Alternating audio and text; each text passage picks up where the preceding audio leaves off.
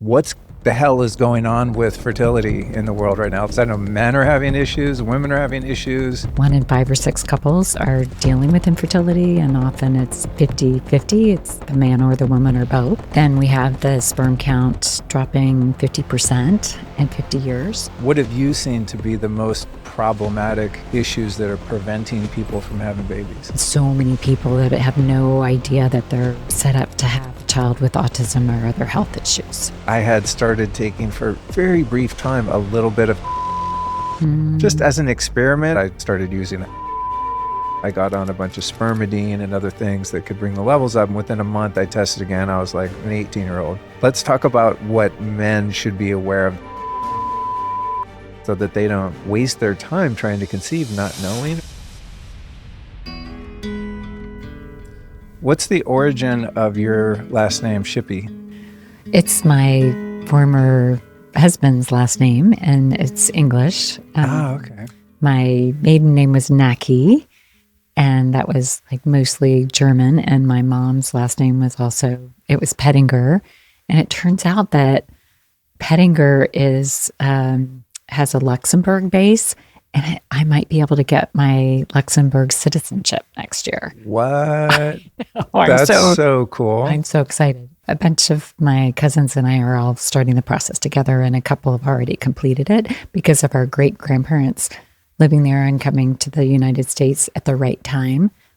Supposedly, we can just reclaim our citizenship. That's epic. I've always wanted an extra passport. You just It's a never good know, idea. like, what the new Rome is going to be. You know what I mean? Exactly. Sometimes I look at the trajectory of this country and I'm just like, maybe I might have been here, for 55 years of the decent years. But if I decide I want to be somewhere else, it would be nice. That's funny you mentioned that, because my paternal grandmother was, I guess she was half Swedish. So her parents were from Sweden, and she was like obsessed with the family lineage and traveled there and went to the old churches and researched everything. But I don't know where any of that information is at this point, because everyone's dead. I bet you could find it. But that's interesting. Yeah. It'd be pretty sweet to get an EU Yeah. passport. Yes. Cool. I highly recommend it if you can find a way in. Yeah. And some of these countries are actually really interested in having you. Cool.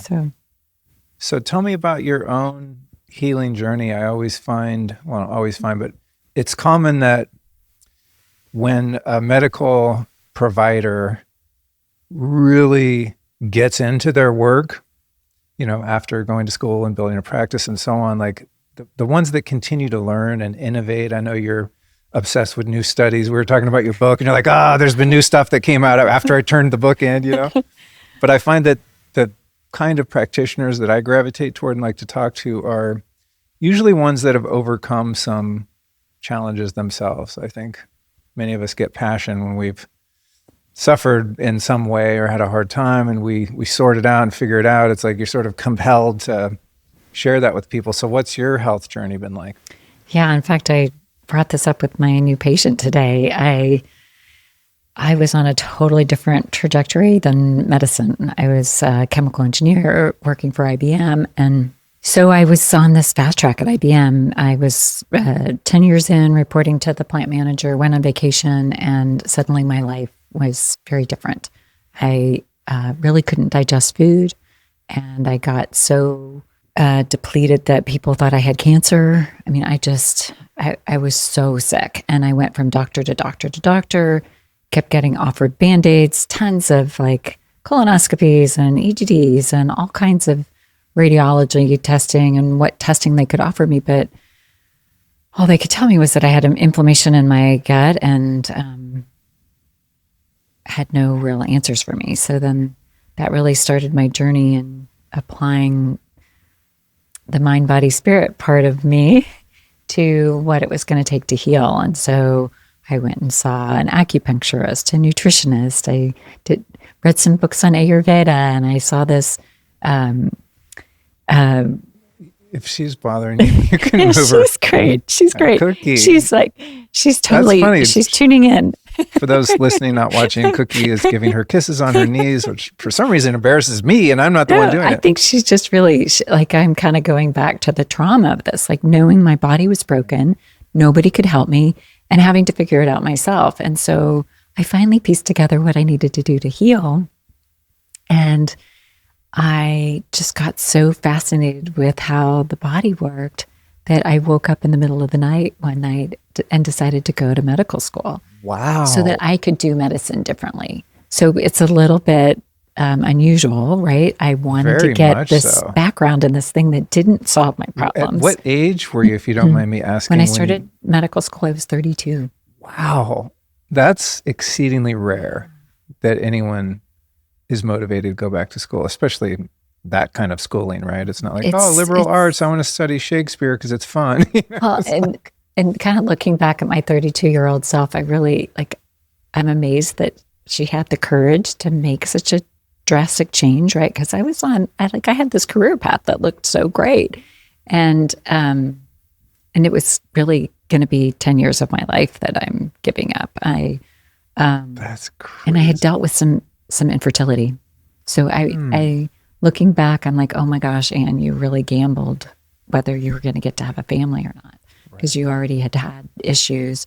You were 32 and you were about to go through something very stressful. And oh, by the way, you never had a biology class. So who knows if you're even going to be able to do this. But I was so fortunate. Within 9 months, I was accepted into medical school. I had gone back and relearned the physics and the organic chemistry and chemistry, taken some biology classes so I could take the MCAT, put in my applications and get accepted. So I feel like it was such a powerful intention. And I know you really get into the metaphysical of things. Like, I knew that my calling wasn't engineering, even though I got to do such cool things like get the chemicals out of our manufacturing process. My calling was really to understand healing on the mind, body, spirit side of things, and to be able to give my patients hope and to solve the hard problems. Like, they're the easy things that we can address so straightforward in medicine. And then there are the more complicated problems that I knew I wanted to help people figure out. Wow, that's amazing. What a unique story. So fortunate that your aptitude and passion seem to have aligned that young, right? I'm so lucky. I mean, a lot of people I didn't go to school of any kind. It's been a long time, thankfully, but there have been so many things that I was passionate about that I really thought I wanted to do with my life, but I didn't necessarily have the skills for it. There was more passion than skill, or the other way around. Many of us, myself included, might be really good at something, but you really don't care about it. Mm-hmm. So I think it's such a gift for any of us, myself included, to be able to find something that you care deeply about, and you also feel that you can be successful in doing it because it fits your skill set, which for me is just finding and talking to interesting people. And you do that so beautifully well, and I feel so lucky to be here with you. Oh, thank you. Likewise. So I was telling you before we recorded, but I'll tell the audience, you're one of those people that has been like pinging around my community for so long. I only remember 2 people that say, oh, you guys need to go see Dr. Shippy. It's like on my list. And then I thought, oh, she's really cool and she's based here. Probably be a great interview too. So there's been like a lot of, they'll forever be anonymous, but thank you to all the people that recommended you. Then finally, you've got your book out now, which we'll of course talk about. And I get just a random email and I was like, wait, that name sounds familiar. It's like, oh my God, this is the doctor everyone's been telling me I need to interview and go see. So I'm really glad that it aligned. It's perfect timing. Yeah, absolutely. And your office is very nearby. The same office as a former guest, Dr. Winters, my dentist. Thankfully, I don't have to see much anymore because I don't have any real teeth left. It's one of the bonuses of going through that. I was like, oh, this is sick. No more cavities, It's such a beautiful job. Pretty cool, yeah. What did you find at the root of your health challenges? What were the culprits there? Yeah, this was really one of my pet peeves about what happens in medicine. So there's a gluten issue called celiac disease, Yeah, where you my get dad had that.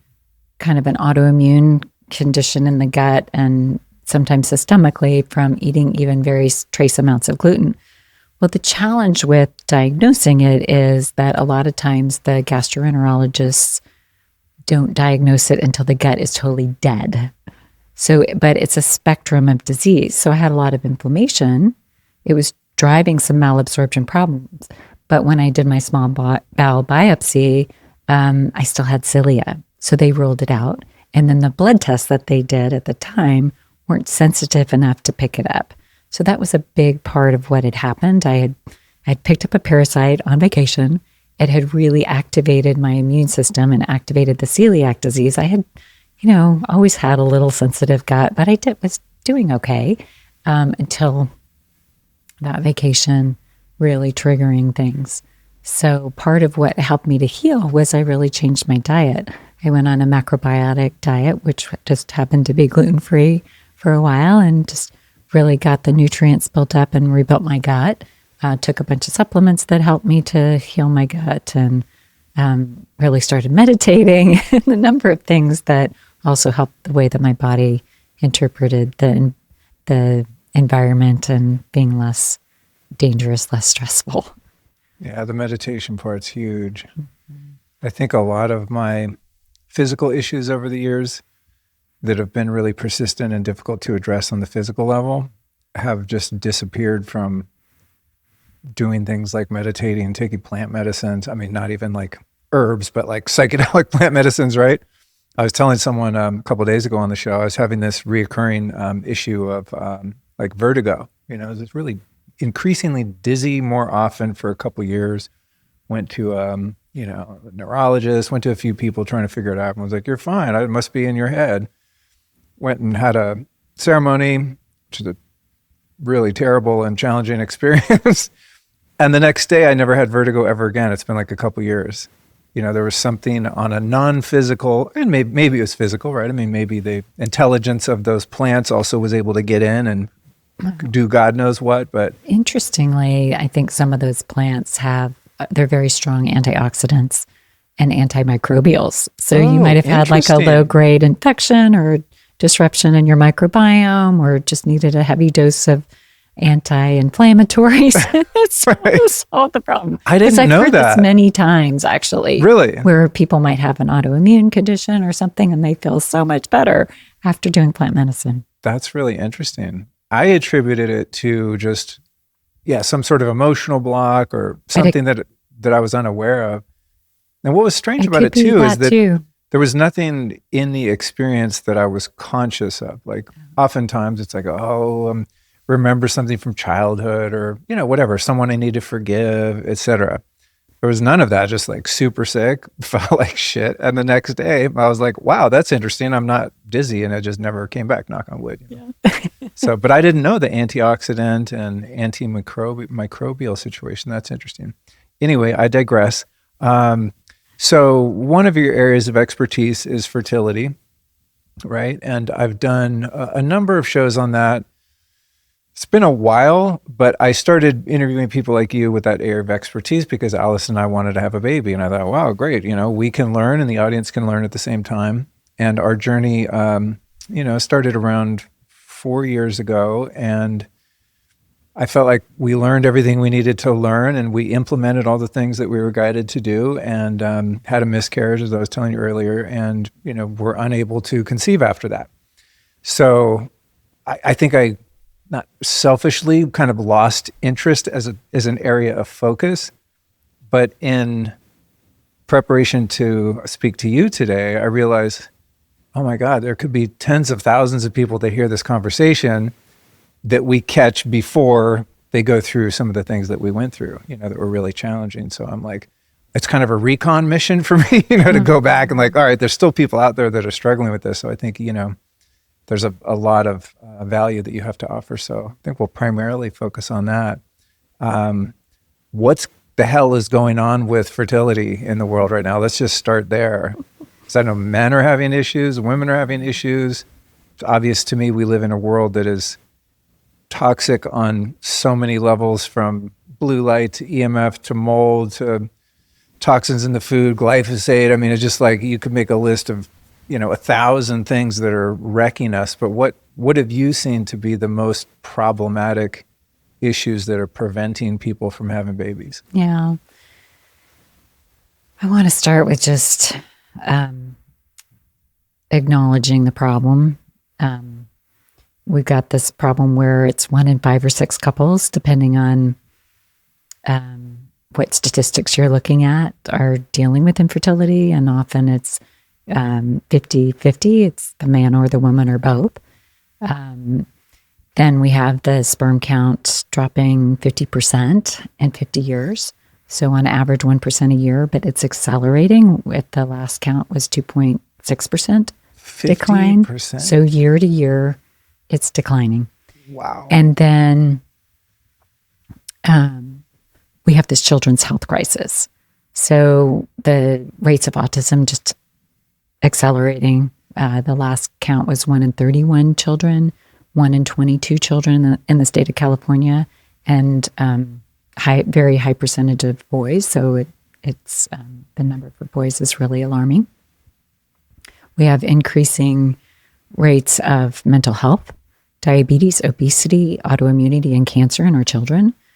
So to see both of these things happening at the same time, we really have to think about what the mechanisms are that tie these things together. And that's really why I wrote this book, is because we now have data that show that this preconception period before you even start trying to conceive, the 3, 6, 12, I really love it if we have 36 months before you try to get pregnant or between pregnancies, to really tune up the body. And then I am so sorry that your journey has been so hard with this. I hesitate to even say this, but I think sometimes it's a blessing, right? It's the check engine light is on. It's letting you know there's something that's not right. That things like IVF are just bypassing what one or both of your bodies are saying. And unfortunately, I think there are a lot of people that can get pregnant that maybe shouldn't because of this children's health crisis. So the things that people don't know that they can be doing to help get their bodies ready. So I'd actually rather see somebody having to deal with infertility and using it as a check engine light, and let's get to the root cause of what's going on here, than so many people that have no idea that they're set up to have a child with autism or other health issues. Yeah, that's huge. That makes me think too that well, I've covered a lot of natural birth advocacy on the show because, again, when we were hoping to have a baby, I was just exploring, interviewing doulas from the what some people consider radical, which to me is just like what humans do, wild birth, free birth, into like, midwife and doula assisted, kind of every spectrum of home birth, and even some doctors that prefer to give birth in a hospital, but can do so in ways that are less invasive. So I've talked a lot about that, and also just the trauma that families and the babies have in the process of hospital births, because all these interventions are necessary. So it's like, even if you're lucky enough to have a baby, what happens when that baby comes out is kind of a crapshoot, depending on circumstances and the mother's health. So to your point, I think it's a great warning signal that, hey, either parent, has some underlying health issues going on. But I think it's really smart, even if you can get pregnant, that you're totally optimized before you even start the journey of conception, because that's going to create a ripple effect through the whole birth process where, oh, now we have to do a C-section. Oh, you got to have an epidural. It's like the line items on your hospital bill are going to keep going up, the more things that are missing on a foundational level. Well, the holiday season is finally behind us, and after all the stress, the gatherings, powering through it all when you're really just running on fumes, there comes a time when your nervous system taps you on the shoulder and says, "That's enough, kid." Now, I've been alcohol-free for almost 3 decades, so I don't come at this from theory. I know exactly how celebration can slide into self-destruction. I also know that white-knuckling a reset never works, but there is something that does, and it's called Little Saints. These are zero-proof cocktails and spirits that actually feel like a proper drink. So they're not a substitute or a mocktail. They're built with functional ingredients that support your body instead of poisoning it. Crafted with adaptogenic herbs and mushrooms like reishi, lion's mane, and damiana, Little Saint supports calm, clarity, and emotional balance. So instead of numbing you out, they soften the edges in a clean, grounded way. I use the bottles when I want to slow down and make a real cocktail on ice that even looks and tastes like one. And I go for the cans when I want something cold, effortless, and ready to go. To get your non-drunk drink on, here's what you do. Visit littlesaints.com/Luke, and the code Luke will save you 20% from your first order. So whether you're alcohol-free like me or just sober curious, Little Saints lets you give your body a break while keeping the ritual intact. Once again, that link is littlesaints.com/Luke. It's so challenging to deal with infertility stuff. I dealt with it, some of it myself. And it's so challenging to have children that have health issues. Like I've had some of that as well. So that really inspired me to write this book, because what I found is that when we either, do the process in this book where we're optimizing health, we're feeding our mitochondria, we're getting our toxin levels down, we're building up the nutrient stores, we're doing the mind, body, spirit part of things, we're being intentional with our partner about how we want to parent and why we're even bringing this child in. I see miracles happen. People who have failed IVF in their 30s or 40s, like told just it's time to move on, actually get pregnant and have multiple healthy babies, or families that have brought me their children that have autism or autoimmunity. And as we're getting the kids healthy again and the parents are getting healthy, then they go on to have surprise pregnancies, even though their previous children, they had to do infertility treatment. So just spontaneous pregnancies and births, and have these really robust, healthy children after having children that were struggling. Yeah, I have an interesting thing about wanting to conceive and living in Austin. In my circles, which I think our circles overlap a lot, everyone we know has like tons of kids.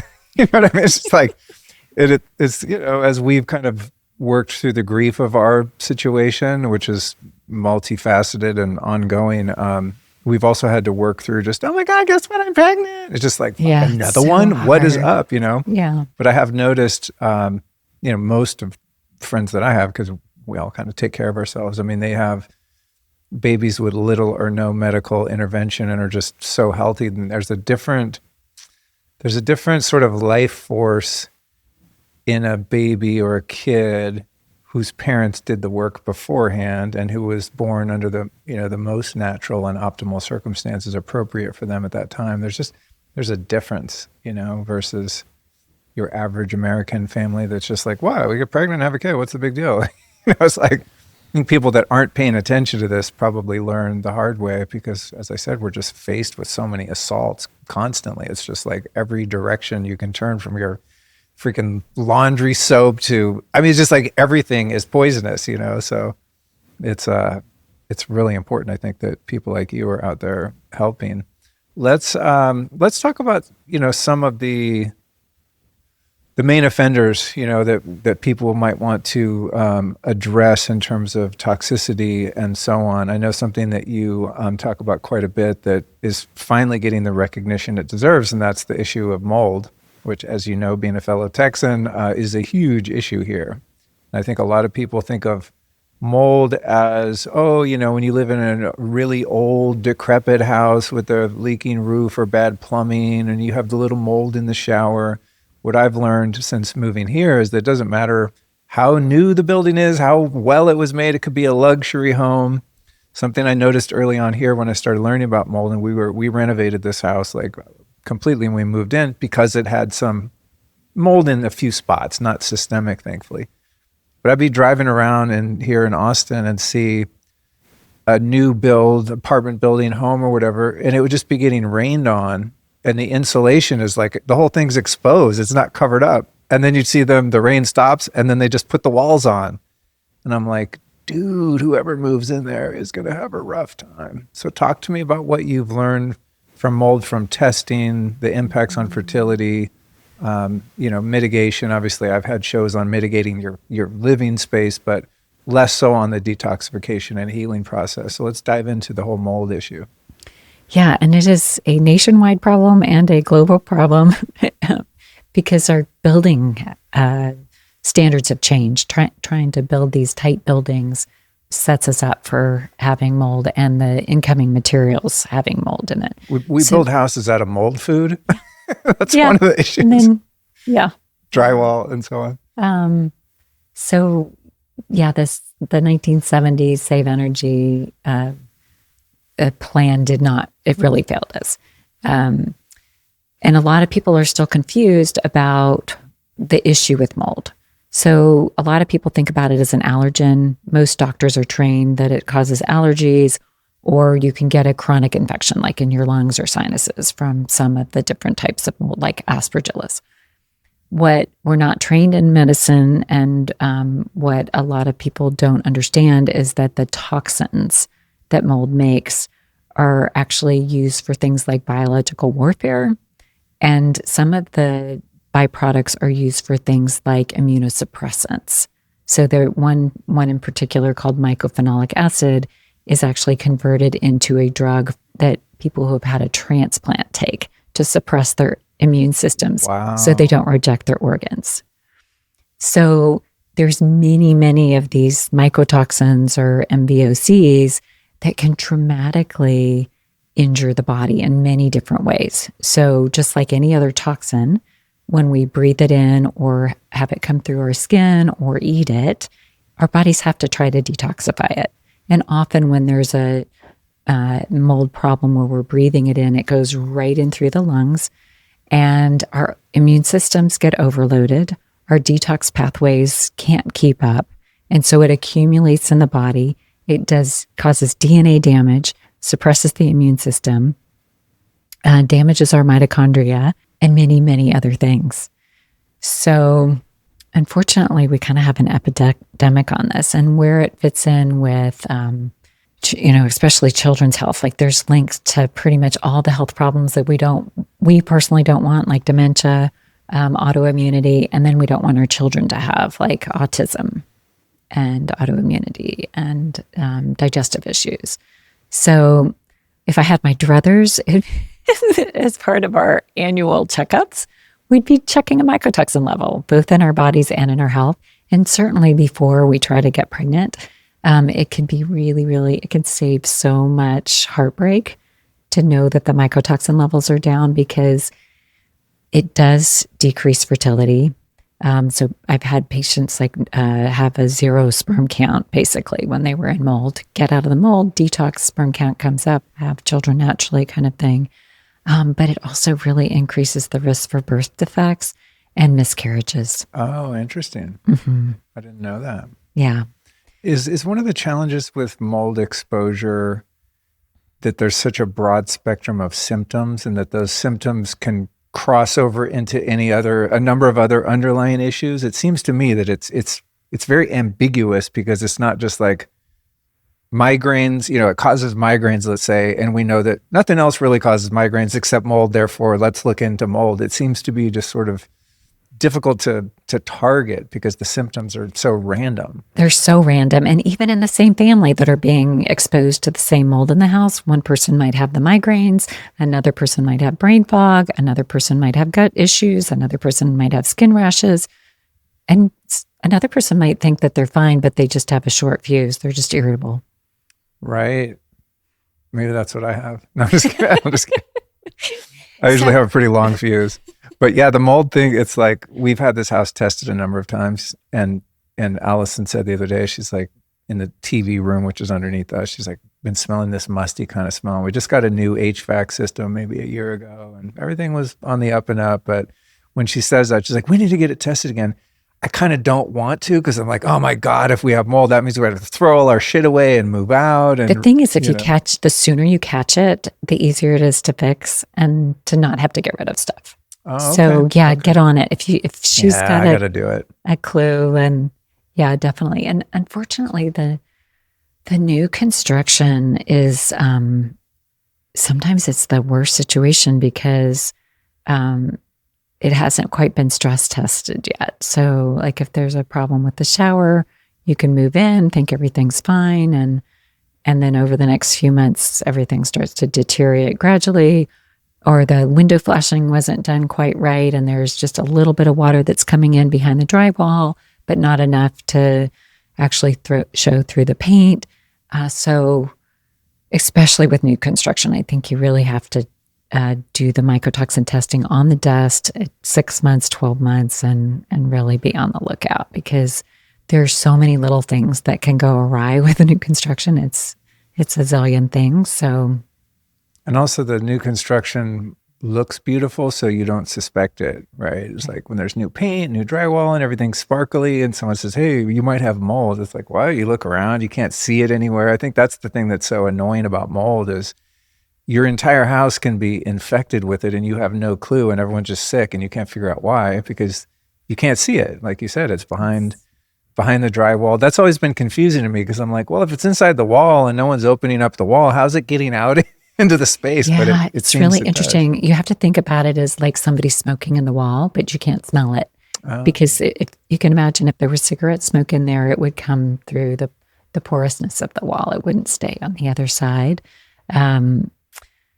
And so, yeah, the longer that smoking's been going on, the more your belongings are going to get saturated, the more that'll come into the space. So, yeah, it's... I can't wait till we're in a future timeline where all buildings are made with that and other issues that are quite common under consideration. I just had some guys on the show from a company called GeoShip. They're out in Nevada City, California. Yes. And I've been obsessed with just different ways of building that aren't a square box for a long time. I've even thought of ways I could like customize our walls so they're not all square. It just doesn't feel natural to me. So I'm really into the domes, but a lot of these dome companies, the geodesic domes, are made with vinyl. Like it's like a tent cover. We went to stay in one here, in fact, and we walk in, it's just the VOCs were like off the chart, like vinyl chloride, which is like super, it causes cancer quite readily. So I was like, oh, a dome would be cool. And then I found GeoShip, and the I think they call it bioceramic they use. It can't grow mold. Like you're going to let it sit there wet and literally there's nothing for mold to eat. I mean, they don't say it's 100% mold proof probably for liability or something, but basically like if you had one of those homes, you can't have mold.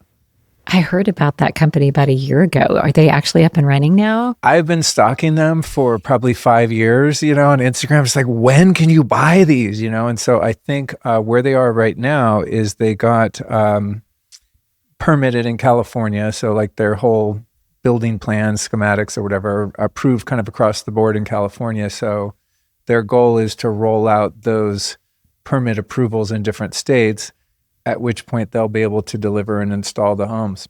I think this is going to be such a great thing for people because that really is, it's so devastating when people are really sick and they're having to figure out how to get into a clean place, how to remediate their house. If you could set up one of these domes to live in where it's clean, you can get better, and then you can deal with your house and your stuff. And totally. So I'm so excited for them. I am too. I'm obsessed. I already put a deposit down. I'm like, I don't even know where I'm going to put it or when. I'm just like, maybe we'll start a little community. Totally. That's what's cool about them is they're made to be modular. They look beautiful. Yeah. So it's like you can get a big one and connect a small one to the side of it, or you can have like a breezeway between multiple units. You can kind of like keep adding them together, and you can create like a little neighborhood or a little community. It's super cool. And also pretty cost effective. I mean, it's definitely less than building even a mid-level to luxury home. So yeah, I'm really excited about that. But I'm always just like, when is that going to be the norm? But I guess it takes time. Well, we really do need some different building science. So yeah, and also just the expense. That's the thing too. It's like I think some of us are like, you kind of don't want to know. It's the ostrich with the head in the sand kind of thing. Like, oh my God, if we find some mold, then we're going to have to move and remodel, and who knows what you're going to have to tear apart in your house, let alone like dealing with your own, the physical detoxification and stuff. It's very daunting to even want to find out. Yeah. But in this conversation on the preconception, it's just so important because you can really avert so many problems by knowing and getting it addressed before you get pregnant. Do you have recommendations on testing? Mm-hmm. I mean, not for the body, but for your environment, for starters? So for both the the body, I like real-time laboratory with and without glutathione. And then if you want to do a quick dust test on your own, the best tests are Envirobiomics, which happens to be a San Antonio company, and the dust test. So it uses the DNA that they pick up in the spores. And there's also a mycotoxin test. I don't trust just the mycotoxin test by itself, but sometimes it can be nice with the DNA of the dust. Cool. And those are tests that anyone can just buy Anybody online? can do, yeah. Okay, cool. We'll put those for those listening or watching in the show notes at lukestory.com/Dr. Shippy, Shippy. I love that name. That's why I asked about it. So we'll put those in there. Then what about testing your body? I remember years ago I did some old or mycotoxin testing, and I think it was a urine test or something. Yes. So I'm sure it's evolved since I did it. It's evolving, and none of them are perfect. So if I have my perfect situation, I do like to do real-time laboratory just at a baseline, and then also take 8 teaspoons of liposomal glutathione so we can kind of compare the results, because sometimes the mycotoxin test can look like it's fine, but then when you actually help your detox pathways start to work, you get the toxins to start to come out. So if we can do those, and then both Vibrant Laboratory and Mosaic Laboratory, they use a little different technology that they can check a few additional mycotoxins that real-time laboratory can't, but real-time's at the ones that they test do the best job. Awesome. And you mentioned glutathione, like in between test. Is that sort of like a challenge? When you test for heavy metals, right? You do a pre-test, and then I forget what you do in between, EDTA or something like that. And then you test after, and yes. That's happened to me. And I'm like, oh, I'm clear. And they're like, hang on, we're going to do the challenge test. And then there's all these metals. Is it kind of like that? It's exactly like that. Okay. Where you at the baseline is just how well is your body doing at getting rid of the toxins on its own. And then we either give the chelating agent for the heavy metals because it goes in there and binds things up, or the glutathione for the mold. And then we get to see, okay, once we open up that spigot, there's some coming out.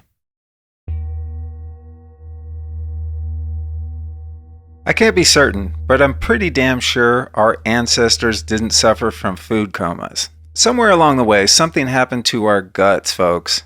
We started accepting bloating and that post-meal crash as normal, as if feeling heavy or foggy after eating a meal is just the cost of being human. But it's not. That's your gut crying for help. Well, thankfully, I found the answer. The Gut Essentials Bundle from Just Thrive Health. This combo pairs 2 gut superstars, Just Thrive Probiotic and Digestive Bitters, for a profound synergistic effect. Now, first off, Just Thrive Probiotic is the only probiotic clinically proven to arrive 100% alive in your gut for a difference you'll actually feel. So we're talking about less bloat, less energy, and even clearer skin. Then we've got the Digestive Bitters. So instead of forcing appetite control the way GLP-1 drugs do, these bitters work with your biology the way we evolved to eat.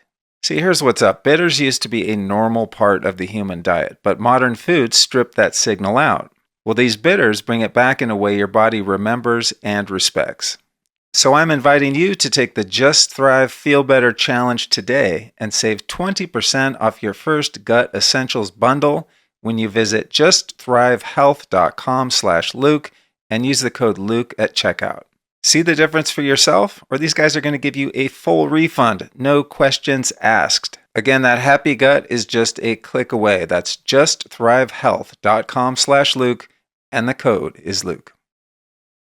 Let's talk about heavy metals. How does that relate to fertility? It's a big deal. So I want people to start thinking about the sperm and the egg as being a time capsule.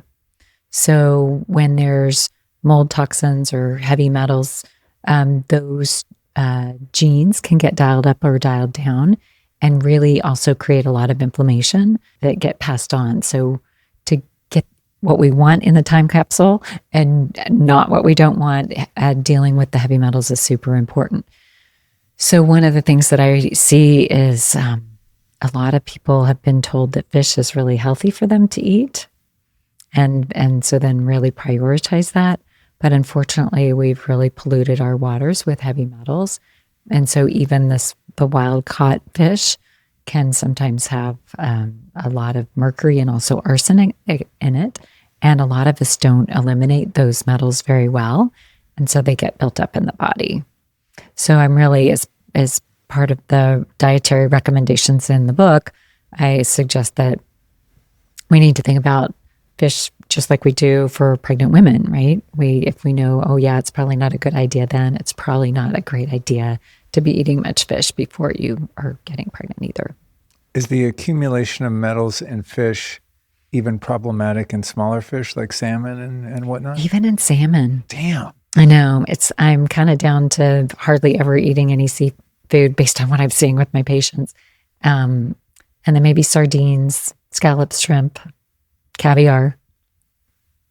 That sucks. I mean, I'm not a huge fan of fish, but my body, responds well to it. I think the DHA is a really important thing. And I've just never resonated with fish oil. I take cod liver oil sometimes, but like fish oils to me are a little, I've never trusted the data on fish oil. It's like, I don't know. There's something fishy going on with fish oil, just the PFAS and the whole thing. It's just, it's never something I bought into. Challenging to find a really high quality fish oil. And you can kind of tell if it's like the smell or taste of it is a little off. It's not that quality that you want it to be. With higher what you would consider clean or higher quality fish oils, do you see any value in them for health? Oh, absolutely. And especially preconception, because you want the omega-3s to be nice and a really nice balance in the body. Yeah. Interesting. Okay. Because I know like years ago, there was like a lot of pro fish oil people. And then for the past few years, at least in my little corner of the kind of kookier biohackers, it's like very anti-fish oil. So I've just been like, I don't know. I've just followed my intuition on it. And I do respond very well to cod liver oil, which is different than like fish oil. It's not like a juiced fish. It's like a juiced fish liver. Yeah. Rosita's the brand I like. Because I don't know where else to get like that much retinol. You'd have to eat a lot of liver to really get that. So well, it is interesting looking at the studies on what helps you to have healthy sperm. And that vitamin A class is really helpful. And there's some really great data behind astaxanthin, which is kind of in that omega and vitamin A category. It's great for both men and women for fertility. So that might be something that you'd be comfortable with. That's like the red algae oil? Yeah. Yeah, I used to take a lot of that. There was a great company in Hawaii that made it, and that's been quite some time. What else is there? So we've covered mold, the heavy metal issue. Oh, let's back up to heavy metals, actually. So from having these conversations, there's two predominant schools of thought. I'm generalizing and grossly, but you have more the functional medicine model, which is, do the testing, then different kinds of binders and chelation therapy and things like that. And then you have the mineral balancing people that are into the hair metal test and then not even trying to detox, but just restoring the detox pathways from the complementary inputs of the antagonist minerals, basically, right? And I've done a bit of both, more so on the mineral balancing side. But the mineral balancing side to me is very confusing because when you get the hair test, you go, oh my God, I have crazy aluminum and the calcium's too high. And they'll be like, yeah, take calcium. It's counterintuitive, right? Because you're trying to balance things out.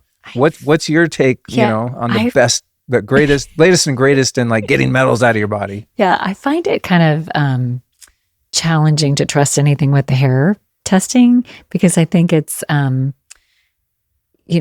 it's probably just a snapshot in time rather than what the total body stores are in the body that the heavy metal challenge shows us. And we can also get a feeling on what's going on with the minerals with that test as well. So I kind of land somewhere in between. And I'll also talk about this in the book because I know not everybody can go to a functional medicine doc and get the heavy metal challenge tests. But what I find is really efficient at getting the metals out is taking a good mineral and then really supporting the detoxification pathways. Like I'm not a huge fan of the chelating agents and those kinds of things that seem to cause some turbulence in the body and kind of stir things up. We just want to help the body open up the spigots to let the toxins out. So especially from a heavy metal standpoint, pretty much everybody who has heavy metals built up in their body and a lot of other toxins can use a little help methylating, which we can come back to. Usually the glutathione is either depleted because the body's has a lot to detoxify, or there's some genetic predispositions to not making glutathione or recycling glutathione great. And so by doing minerals, glutathione, methylation, and a little bit of a binder, you can open up these spigots and let the toxins out very gently. Like there shouldn't be a detox reaction. Like you should feel fine. This idea that detox is kind of painful and hard, to me, that's saying, okay, you're not doing it right. You need to kind of step back and help your body be more gentle. And so that's really what I outline in the book is I think everybody needs a period of 3, 6, 12 months of helping the toxins get out of their body and trying to minimize the toxins coming in. And if you can test, great. But if you can't, at least you've done a pretty good job of lowering the toxic burden in your body so that time capsule for the egg and the sperm is better.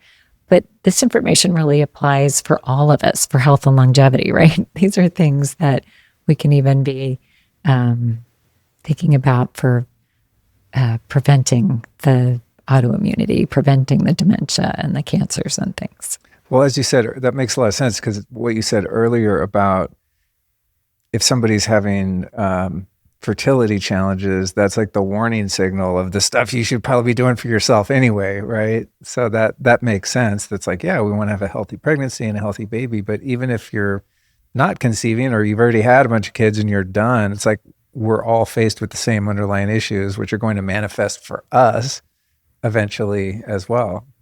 Right. Yes, yeah. Yes. What are the most prevalent metals that you see? I know your practice does, a lot of testing, and I'm assuming the newest and most effective testing. What are you seeing a lot of?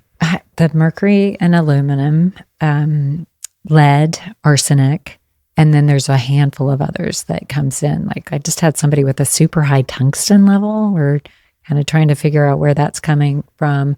Tin can be another issue, probably old from using aluminum cans that also have some tin in them. And then, oh my gosh, I just had a patient with a very high, the tungsten, back to the tungsten. And then I also had a high lead. We think it's, he did a lot of fishing, like fly fishing, and he put the lures in his mouth and handle them. Yeah, the weights.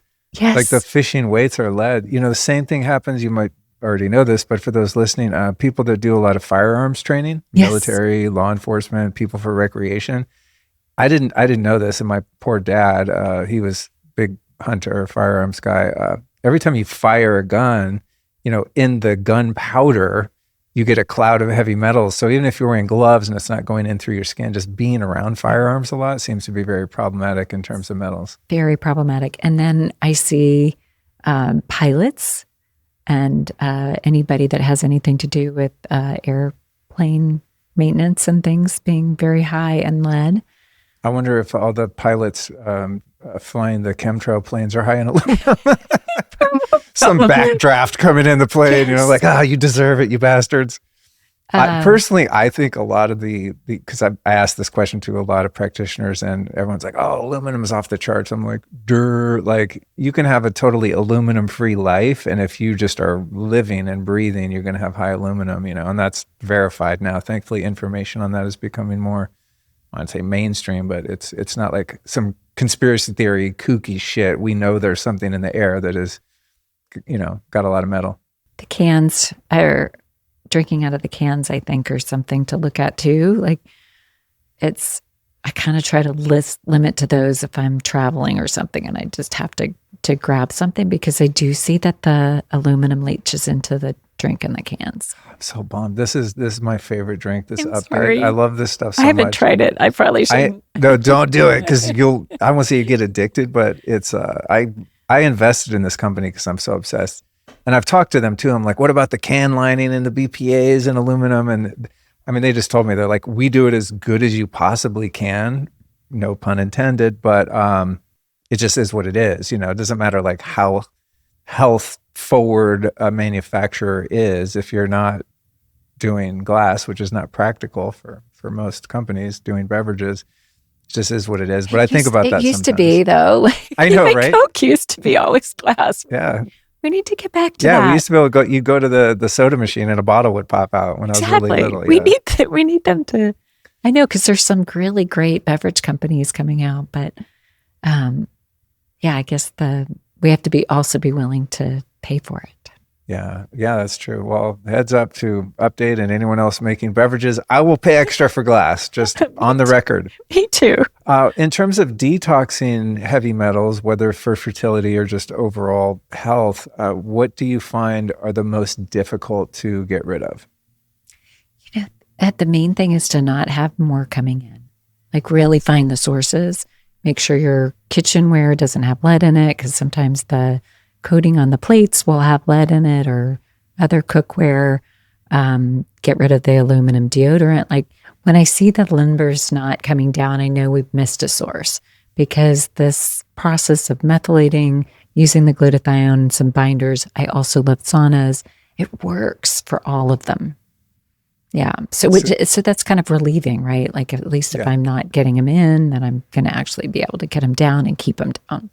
Do you think there's any value in taking binders before, during, or after sauna sessions? Yeah, I think for sure that it probably doesn't really matter which, as long as you do some in the proximity, because the sauna will stir things up a little bit. Some will come out through your skin, but you'll also have some circulating. So I do recommend finding a binder that you can tolerate. I like one that has a little bit of multiple things in it, so that it's good for grabbing a lot of things. So Pectisol, a clay, a charcoal, Chaligite. The combination's nice. Yeah, I did one of those this morning with some, I think it was the Quicksilver Scientific Ultra Binder. I opened up some of those capsules in a big jar of zeolite. I kind of got off the zeolite for a while because it was a little sketchy out there. There's a great company called Zeocharge. I don't know if you're familiar, but I've had him on the show and really like grilled him about their whole thing. And I find the zeolite it's much more gentle than some of the other binders. It's like I think of it as a tonic. I mean, I take it just about every day, and like pretty large amounts, and it's been feeling really good. But I think recently it was like, I take a lot of saunas. I should probably be taking a binder in there. But it was just intuitive. I didn't know if there's any sense. As long as sometime in the day you're taking it, you're fine. Got it. Okay. What are some of the other big issues that we need to deal with that you address in the book around fertility? Yeah. So some of the other toxins. So really getting the plastics out. The plastics go in that time capsule, and they can really affect the future child's health. So even their future fertility. So we really need to get rid of them. The kids' future fertility? Yes. Yes. Yes. It's like multi-generational toxicity. Multi-generational toxicity. So it's like I just really want people to understand that this period it's imprinted in the sperm and in the egg. And just be really mindful of what you're putting in that time capsule or taking out of it. Because I mean, it really is from a mom's standpoint. Like, my kids are 24 and 28, and starting to think about when they want to have kids, and I like, oh my gosh, I wish I had known about this before I had gotten pregnant, to help my children's fertility and grandchildren's health. And that's why I called the book, put the generational health piece in there, because the data is so clear now that we can have a positive impact on our future generations' health by focusing on this time period. So I think the other toxins, in addition to really getting out the plastics, would be the phthalates and the pesticides, which are getting harder and harder to avoid with all the glyphosate being, so permeated into our environment, even getting into organic food, but at least less. And the PFAS, all the non-stick stuff that makes life convenient, just stop it. Just stop using all those convenience things. And takeout food is one of the biggest risks for that. That little non-stick coating that goes on a lot of those takeout containers are leaching into the food. Do they put that on the paper ones, like the little brown boxes? Oh, God damn it. Depending on what it is, but a lot of them do have a coating on there. Because they do, now that I think about it, that's what came to mind, right? They have that, they're sort of, they're slick on the inside and the outside is more matte. Yeah. So the exciting thing is that we can measure those now. The Quest Laboratory has a PFAS test that any doctor can order if they're willing. And then there are also some specialty labs that you would get more from a functional medicine doctor. So you can actually see if you're getting those exposures. And, we just don't realize that microwave popcorn has that PFAS in it, or the takeout containers, or the dental floss. Oh, I heard about that recently. Yeah. So anything that's kind of nonstick, just try to get it out of your life. Oh man. So the more I learn, the harder it is, right? Because then I don't know what the question here is, that it's like, how do we find balance on a psychological level, balance between awareness and fear? I know it's really easy when you start learning about all of these just constant insults from every direction. It's like you want to just go live in a bubble. You want to go live in a geodome. Yeah, exactly.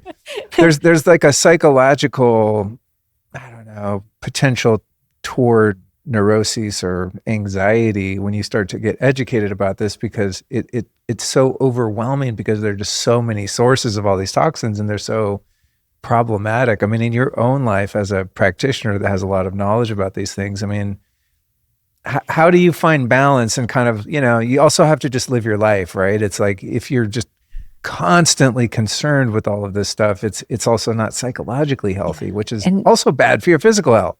Oh, it's so bad. And we're not looking for perfection. So the way that I personally manage it is I address the things that I can. Like, I'm about to go get on a flight tonight. I know I'm going to be drinking out of a can or bottled water and plastic. So I just know I'm going to do some extra detox over the next few days. I'm going to take some extra glutathione and do the things. I, from a personal care product, I really like to color my hair, and that's pretty toxic. So I do certain things around the time that I color my hair, because I'm not ready to go gray yet. Both of my parents turned gray in their 30s, so I didn't have a shot at not turning gray early too. So I just, it's a choice that I make. I've stopped painting my nails though. Like, I don't want those toxins on. I love the way it looks on other people, but I just know that those are chemicals that I don't want to have exposure to on a day-to-day basis. So I pick and choose. There are times where I'm going to need to do takeout. But for the most part, I either go to the restaurant or I cook. So it's a matter of awareness and also being as relaxed about it. I think in my journey for, 30 years of being into health, I've gone through so many phases of being really kind of constricted and borderline paranoid about things, to just like, screw it. It's just whatever, I'm going to live my life. Then I don't feel so well, right? As I dial it in, it's I think challenging for many of us to find a balance, right? Where we, are aware of these things, but also kind of, choose your battles and know when you just got to do the best you can do. I just learned something recently that you probably already know. The black plastic takeout containers that a lot of restaurants use, they're made from recycled electronics. Like, they're one of the worst ones to put hot food in. I was like, oh, so, you think about the electronics that we throw away, the shit gets outdated. You're like, that's going to become somebody's food container. That just doesn't, common sense wise, doesn't sound like a great idea. So now, we'll get food delivered and it's in one of those things, and I see my mind getting paranoid. I'm like, oh my God, that used to be like a cassette from the 80s or something, and now I'm eating off it. So it's difficult, I think, to find, a middle ground there. For me, it helps to have some data, to check some of the plastic levels, the PFAS levels, all of those things, and know, am I doing enough? Right? And sometimes I am, and sometimes I've got some fine tuning to do. But if you're getting those little hits, like, oh yeah, this isn't so great, I would listen. I think it's your intuition saying, yeah, this isn't the best. What's the latest in testing in terms of the plastics and pesticides and things like that? I think back when I was doing a lot of testing, I don't think there were tests for that were specific. Yeah. There's a new microplastic test that I'm testing out. It has to get sent over to Europe, so I'm not going to share that yet, but TBD, maybe next time we talk, I'll have a microplastic test.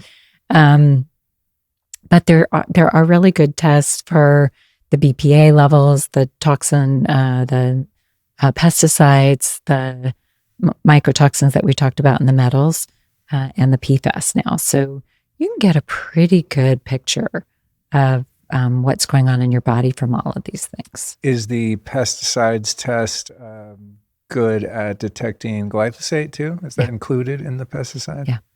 When you were talking about celiac and the gluten issue before, wanted to ask something, but I lost the train of thought, and that is, how many people do you think are actually celiac or gluten intolerant versus people who are just reacting to the glyphosate that inorganic wheat is so full of?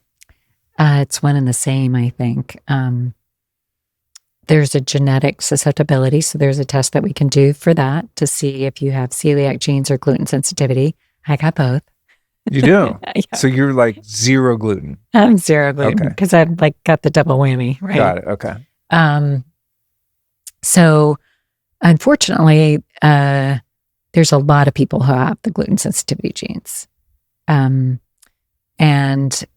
with the, it's almost impossible to get food that doesn't have some level of glyphosate in it. And we now know that those gluten sensitivity genes get activated by glyphosate. Oh, interesting. Mm-hmm. Yeah, interesting. So I have a test that I love because I can go into the whole gluten issue in great detail now on how the bodies are reacting to many different aspects of gluten molecules. So there's like 30 different molecular structures that we can assess. Are you serious? And so when we don't I just want a piece of toast. Does it have to be that complicated? Well, there's actually really good gluten. I don't feel deprived anymore. There's really good gluten-free It has things. come a long way, to be fair. But like when we were away this summer out in Nevada City, there's just tons of great organic food out there, and farmers using heirloom seeds. I mean, they're very dialed into the food. And I thought, I don't have celiac, but I'm pretty sensitive to gluten, and so I was like, you know what, I want to live my life, and so I would eat pizza and stuff as long as it was organic flour, fermented bread, and things like that, sourdough. I did pretty well. Like I didn't really have any problems, and I wondered, is this just mind over matter? Like my belief is so strong that it's not going to hurt me that it doesn't. I mean, there's something to be said for that. Oh, for sure. But I think there is a big difference between heirloom wheat from ancient seeds from Europe or whatever that is then fermented to make sourdough versus going to H-E-B and getting some white Wonder Bread full of glyphosate. I mean, there's a spectrum on the gluten journey, I think, too. Well, and I do find that people often that are very sensitive here in the States can go to Europe and eat their food. And I think it's more than just the wheat is different there. I think the food is different there. It's probably different strains of the vegetables and then a lot less toxicity. What can we do to get the glyphosate and pesticides out of the body? Is your protocol in your practice basically the same general detox protocol, testing and detox protocols kind of for all the toxins, or do you get very specific versus metals, pesticides, plastics, mold, et cetera? There are tweaks that I do depending on what I find out about the person's genetics and their immune systems and what works for them and not. But the basic principles are the same. We need to open up the spigots of how the body likes to get rid of things, because a lot of times they've just gotten clogged a little bit or they're not optimal because of the genetics. So the better we support the body to, support the liver and the kidneys and get the minerals back in and the B vitamins in so these pathways and enzymes can work well, it's amazing how everything just goes down. Being an entrepreneur comes with a lot of freedom, but it also means you're always on. And being always on totally sucks for sleep. That mental loop, one last email, tomorrow's to-do list, all that noise used to really keep me from winding down night after night. And then I discovered something awesome, like I tend to do. It's called Apollo Neuro. Now, it's not just a wearable. It's like a personal trainer for your nervous system. All you do is just strap it on your wrist or ankle, and it immediately starts sending soothing micro vibrations that signal your body. It's time to downshift from stress and relax. With consistent use, people who use Apollo are seeing crazy results. like 19% more deep sleep, 14% more REM, and an 11% boost in HRV. Going full throttle at work is one thing, and that's fine. But if you want lasting productivity, you need the foundation of deep, consistent sleep. And that right there is exactly what Apollo delivers. For a limited time, you can visit apolloneuro.com/Luke and use the code Luke to get $90 off. And now with Smart Vibes AI, Apollo can even sense when you begin to stir in the night and gently nudge you back to sleep, giving you up to an extra hour of solid rest. So get clicking over to apolloneuro.com/Luke and save $90 on the Apollo wearable and Smart Vibes bundle with the code Luke. Let's talk about I think many people listening will understand the fundamental difference between functional medicine and your standard Western allopathic medicine. So early on, I did quite a lot of shows about those differences. And the challenge, I think, for most of us is the insurance issue when it comes to testing. Like, I hear you talk, I read your book, I'm like, I want to go see Ann, I'm going to do all the things. And I'm like, oh, cool. Do you have 30 grand? It's like, it's so cost prohibitive to so many of the people that need it the most, which are people that have lower income and are therefore living in a more toxic environment, eating worse food. It's like this double jeopardy thing because, I think insurance is pretty worthless unless you get hit by a bus or something anyway.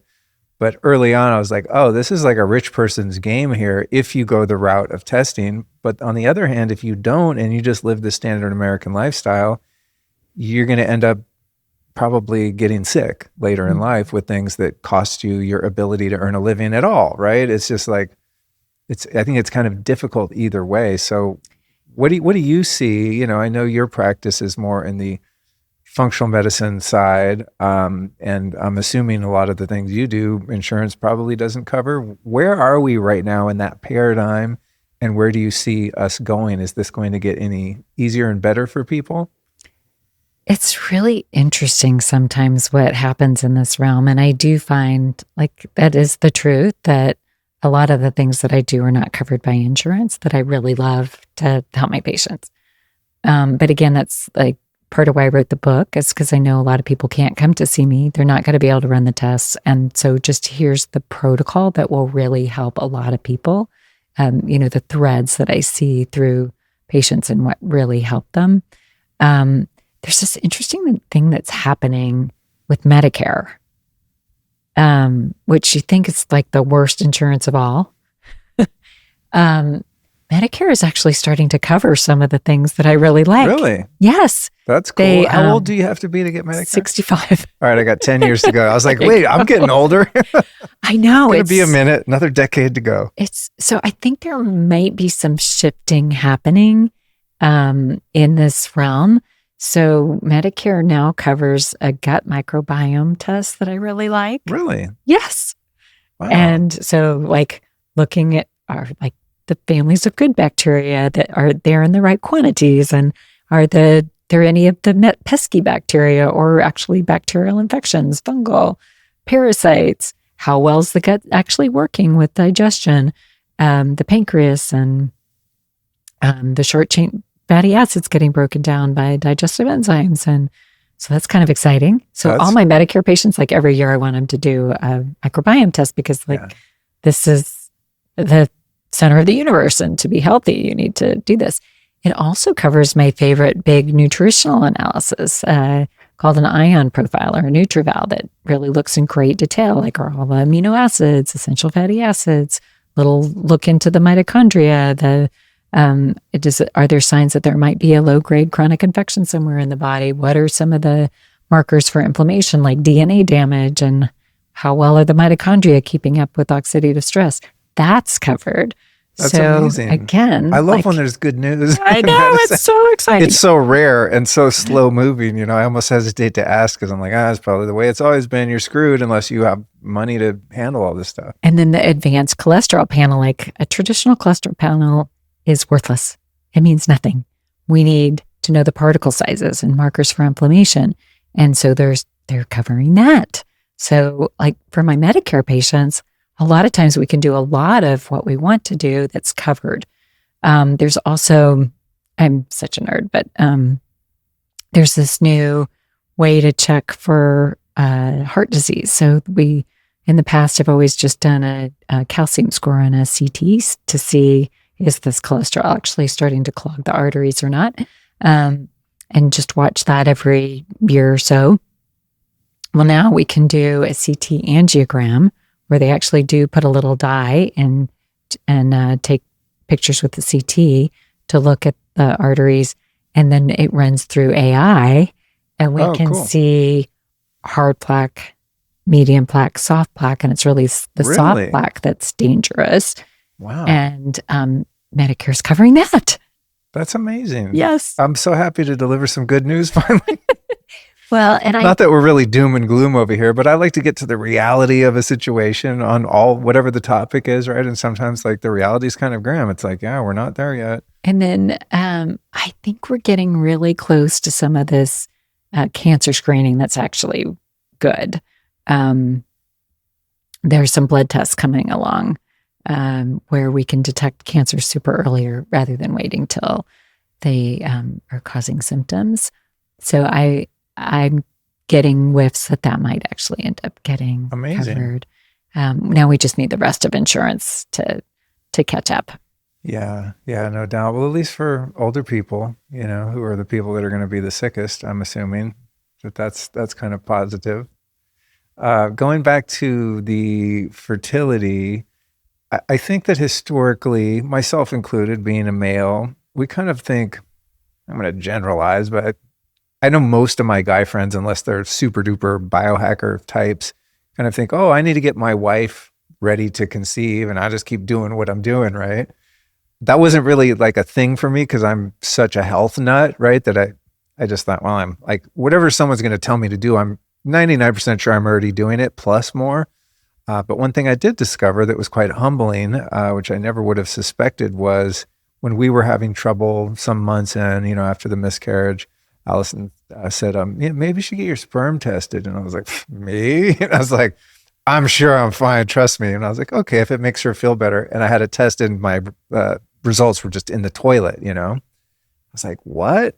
So I started doing some research on that and found I had started taking for very brief time a little bit of testosterone just as an experiment. It's never something that's really called to me. I was maybe 2 months or something, a very low dose. And then I've been doing saunas forever. And the sauna, I love sauna so much. I have two of them. One of them is this sauna space that has the red light bulbs. And depending on where you situate the bulbs, they're kind of right across from your wedding tackle. And so this hot red light is shining right where you don't want heat, which I learned. So this was very bad news for me. Once I learned that, I started using the ice pack in the sauna. I got on a bunch of spermidine and other things that could bring the levels up. And within a month, I tested again. I was like an 18-year-old. So thankfully, like, what if we hadn't have tested, right? I'm sure like the men in this equation probably don't know that there's a lot they can do. And as you mentioned, the dismal sperm counts going down and down. Let's talk about what men should be aware of, the kind of testing lifestyle changes so that they don't waste their time trying to conceive, not knowing, or else just not have the optimal health baby because of their choices. Yeah. So there's so much research that's come out on this topic in the last 10 years about how to improve sperm health and the health of the future child. So so kind of back to my time capsule analogy, alcohol and other toxins can really affect sperm quality and health of the future child. What's going on with your weight and your blood sugar can also have a huge impact on the health of the sperm. So I like people to use a continuous glucose monitor and really know that they have their blood sugar good. Kind of back to your situation, I really prefer that men wait to use testosterone until after they've completed their families, because even though you can get your testosterone to bounce back, it's a little tricky, right? Like once your body's gotten the message for a while that it doesn't need to produce as much testosterone and that there's plenty around, that reset process can be challenging for some people. What you're eating can make a huge difference. So there's a study, one of the studies that came out that I wish I had had for the book, but it's so good to talk about, is they took men, and in one group they had three weeks of eating highly processed packaged foods, and the other group they had mostly whole foods. And they did a bunch of measurements, had a little washout period, and then switched them.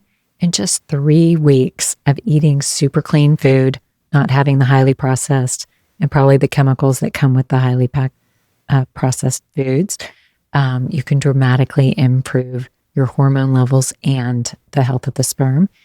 Doesn't quite make sense because it takes 74 days, really 90, to make new sperm. So it really shows you that the environment that the sperm is sitting in the body can evolve very, very quickly. I prefer a longer time. Like I really like 6 months, 12 months or longer, but at a minimum of 3 months of really healthy, clean living can make a dramatic impact on the health of the sperm.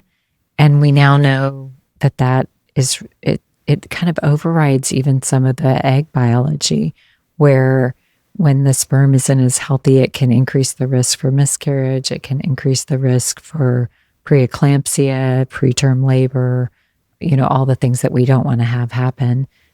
So I'm really hoping that this inspires men to give their bodies the health that they probably already wanted to, but just didn't necessarily prioritize because they're, busy with their work, or they're trying to balance their work-life balance. Work-life balance. But, prioritizing the exercise, eating healthy, doing some high-quality supplements that make sense for the fertility, taking time to meditate, all of these things that really change that environment that the sperm is being produced in can make such a huge difference very quickly.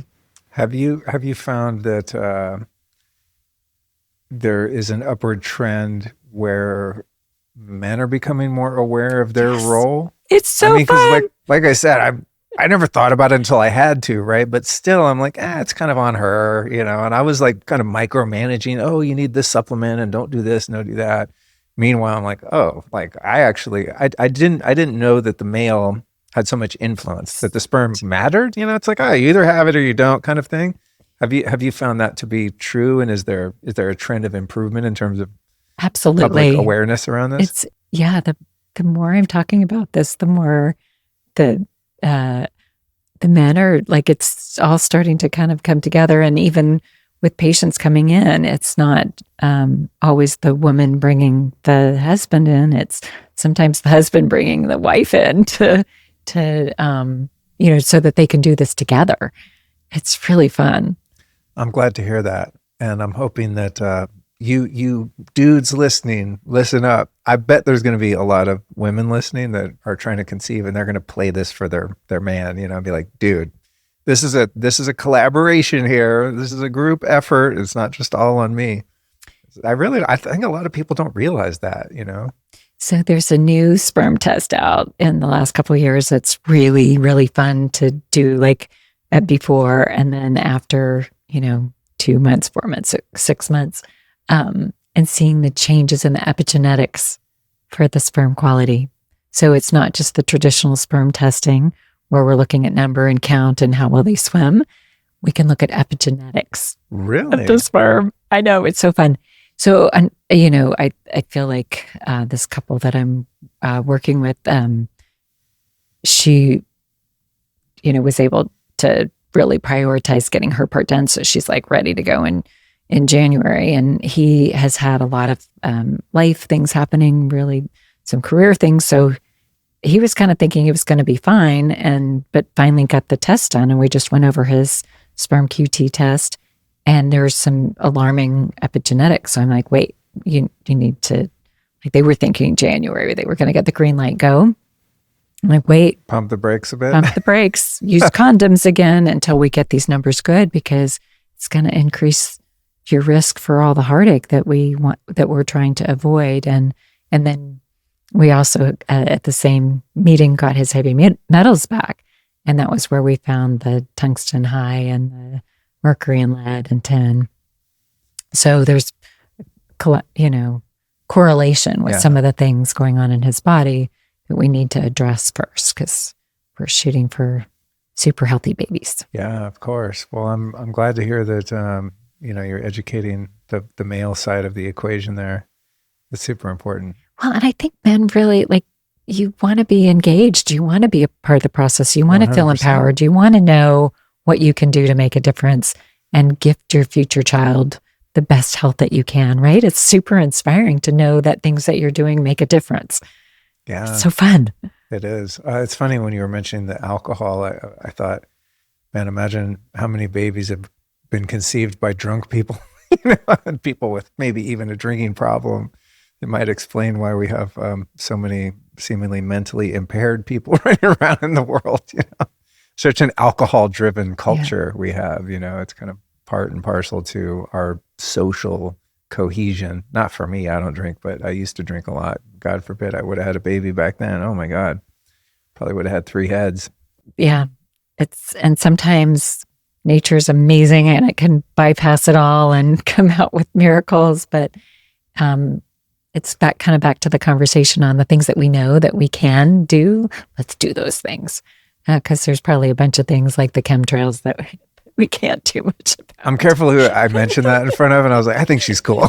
She'll get it. Yeah, exactly. Sometimes I'll say something like that. You can see it just like, they're okay, never mind. On to the next one.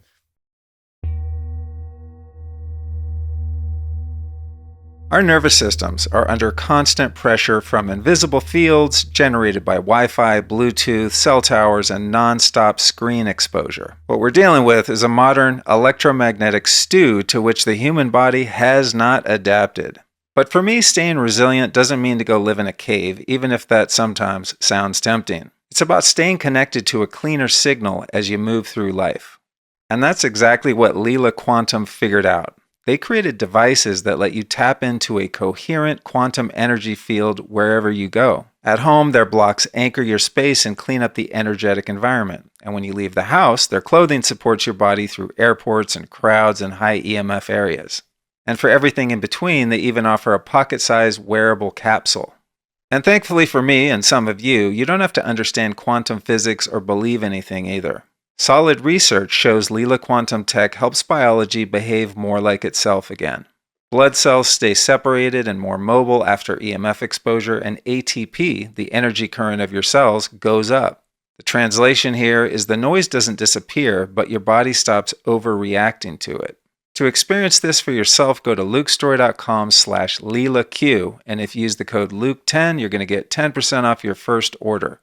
That's lukestory.com/LEELAQ. And Lila Quantum isn't about blocking out the world. It just helps you stay coherent in the midst of the chaos. That's lukestory.com/LilaQ.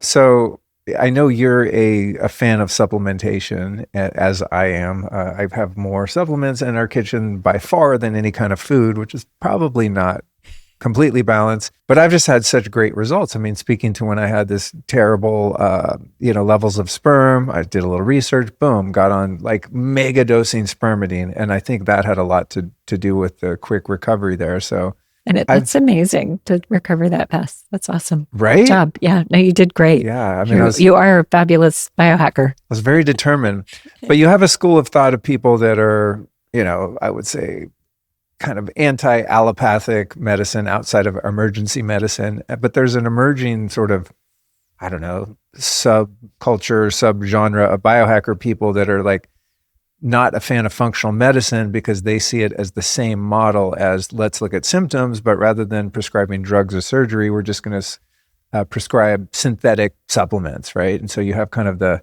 you just need a healthy diet, eat ancestral, get your circadian, lighting and EMF stuff together. For me, I think we're too far gone as a race to not take supplements. I wish I could just shop at the farmer's market and eat organic food and like I'll heal everything. I haven't found that to be true. So I've found supplementation to be extremely transformative and supportive and healing in so many ways. That said, there's also a lot of really shitty supplements out there that are a waste of money and don't do anything. So I've gotten pretty good at being discerning. But, in your practice, I'm sure you're able to see a lot of turnarounds from proper supplementation and high quality supplements. What are some of your favorites when it comes to, the whole preconception and pregnancy and postpartum, the phases of making a baby? What are like the heavy hitters in your experience? Yeah. So one of my favorite things for both men and women is phosphatidylcholine. Love it. Yeah. So having healthy cell membranes and healthy mitochondrial membranes, and really, especially for the woman, the really good stores for phosphatidylcholine, so that baby, as it's building new cells and organ systems, can really pull on her stores. That's like my number one thing. And it's really one of my personal number one things for just health and longevity. It keeps our brains healthy, our hearts healthy, our neurological systems. When you were writing this Bible of a book for those watching the video, I mean, this is like a serious book. This isn't one of those, a lot of doctors write books. You kind of throw something out just to have it on your website. This is like a real book. No offense to people that don't write what I would consider to be like really dense books, but did you find the PC, the phosphatidylcholine, really helpful in writing? Yes. I mean, I'm like mega dosing that stuff. Absolutely. I can feel when I don't have enough of it. It's like I'm not firing on all cylinders. Yeah. It's a way overlooked It's supplement. one of my favorite things for patients like that are having any kind of brain fog or feeling like their memory's not working as well as they need to. Like usually within a few weeks, they can start to feel a difference. So on that one, does it have any relationship to mold detox, or am I imagining absolutely. that? It does? Yeah. How so? Mold damages cell membranes. Oh. Mm-hmm. Wah, wah. So the phosphatidylcholine helps those to repair. It damages mitochondrial membranes, helps those to repair. So for patients that can, in addition to giving it orally, we'll do it IV because it's like sending them. I didn't know you could do that. Yes, send it through the car wash. That's cool. Yeah. I want to do that. Yes. What brands do you like of the For the PC? Yeah. So I have a brand that I private label, cool. Every Life Well. That's in yours because you have a suite of supplements too, right? And then Body Bio. Both of those are excellent. Oh, cool. Yeah, those are my two favorites. I'm on the Body Bio. I like it because it's a big ass bottle. I get the big bottle and I just chug it out of the bottle. You're not supposed to. They're like, use a spoon. I don't know. I'm not like germ phobic. Yeah. What I do is I take a pretty little bowl, I pour it in, and then I pour in some liposomal glutathione, some liposomal curcumin, some liposomal PQQ, sometimes some vitamin C, alpha lipoic acid, mix it all up and take it like a shot. Damn, that's a good recipe. It's so good. That's a good idea because I think just about all those on a regular basis, and it's a lot of work. Never thought of that. So I don't even measure it. I just when this feels good today. And Allison recently read something about PC and was like, "What is this stuff?" I'm like, "I've been telling you, I'm on it every day." And so I don't think she can tolerate the taste of the Body Bio one. And then I realized in the fridge we had some of the Quicksilver Scientific, and it's pretty inert, So she was able to get that down. Good job. Yeah. It's funny because she like if I like recommend that she take stuff, she's like, don't tell me what to do. But then she'll see something on TikTok and be like, I need to take this thing. I'm like, I've been telling you for 5 years to take that. It's a funny inside family joke. Okay. So the PC, now I know you're a fan of glutathione. Talk to us about that as it pertains to, healthy pregnancy. Yeah, definitely leading up to do the prepare for detox. And then, you don't want to be like actively detoxing when you're trying to conceive. So it might go on the back burner for that unless you know that you tend to run low. And then you can still take a little bit, but not enough to like be actively detoxing. I also don't like to do binders and that kind of thing for women in that trying to conceive place. And then I love mitochondrial support. So things that help our cells make energy. So a CoQ10, a special form of CoQ10 called MitoQ, L-carnitine in a really good form, D-ribose, the B vitamins. What am I leaving out? NAD, PQQ, NAD. Yeah, any of those mitochondrial support. There's actually really good data for this preconception period and to help with fertility. And again, it's just so good for longevity. I know. Well, that's the thing I think with all of your work around fertility, as we've said, a number of times. It's like, even if you're not trying to make a baby, these are like all things that you need to be healthy. So if you're having fertility problems, obviously there's something off, right? No judgment, because I've been through it, but it's like, it's like a neon sign going, your body's going, if you're not fertile, that's like such a powerful metric of your overall health, right? Exactly. It's almost not even about the fertility. It's like about getting healthy, and then your body is like, cool, let's make more of you in the world, right? Exactly. It's with the over and over. With the glutathione, a lot of people do IVs. There's been various oral formulations that I hear don't absorb well. So it seems like people are getting hip to the liposomal, the kind of fat encapsulated delivery system. What's your preferred way of getting glutathione in the body? The liposomal glutathione and the liquids, they try to make them taste okay, but usually they don't taste very good. But that is actually what will raise the intracellular glutathione the best for most people. There's a topical called Glutaril that I'm seeing some pretty good results with as well. Yeah. Mm-hmm. Yeah, I've used that. What's the brand called? Aura or something? Yes. It's like a spray. Yes. I think it's called Aura. Yeah, Aura. I got it. I like it. I felt, what's interesting about the topical one, more so than any of the other ways I've taken it, it's like a nootropic. I noticed my brain seemed to be a bit more alert from that spray. And I'm like, I got to be imagining this. And I kind of keep testing it. I'm like, I swear to God, I think it was like good for my brain. I think so. Does that make sense at all? Absolutely. So it seems to be working pretty well for some of my patients as well. For cognitive issues? For everything. Yeah. Heads up on the spray, though. It will smell like you're spraying yourself with farts. It's very sulfur. It's like those prank fart sprays, like straight up. But I don't care. For about 30 seconds. Yeah, it goes away. You rub it in and it goes away. It goes away. Yeah, it is. Some days I'm like, I don't think I want to do that. the sulfur element of it. Let's see. There's going to be things I will be pissed if I forgot to ask you. So we talked about the male fertility stuff. Tell me more about the book, because I just got the copy of it when you walked in and handed me one, but give me and the audience kind of an overview of what they can expect in your book.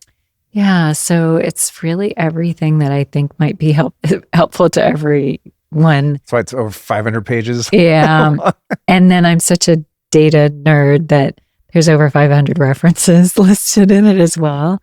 So I'm explaining all the things that I think can really help you to prepare to have a healthy baby. Yes, to overcome the fertility issues that some people are having, but for people that really want to be intentional about doing everything possible, it'll give you a really nice long list. So all these things that really make a difference with the time capsule, the sperm and the egg, are starting with the, alignment with ourselves. Like, are we really ready?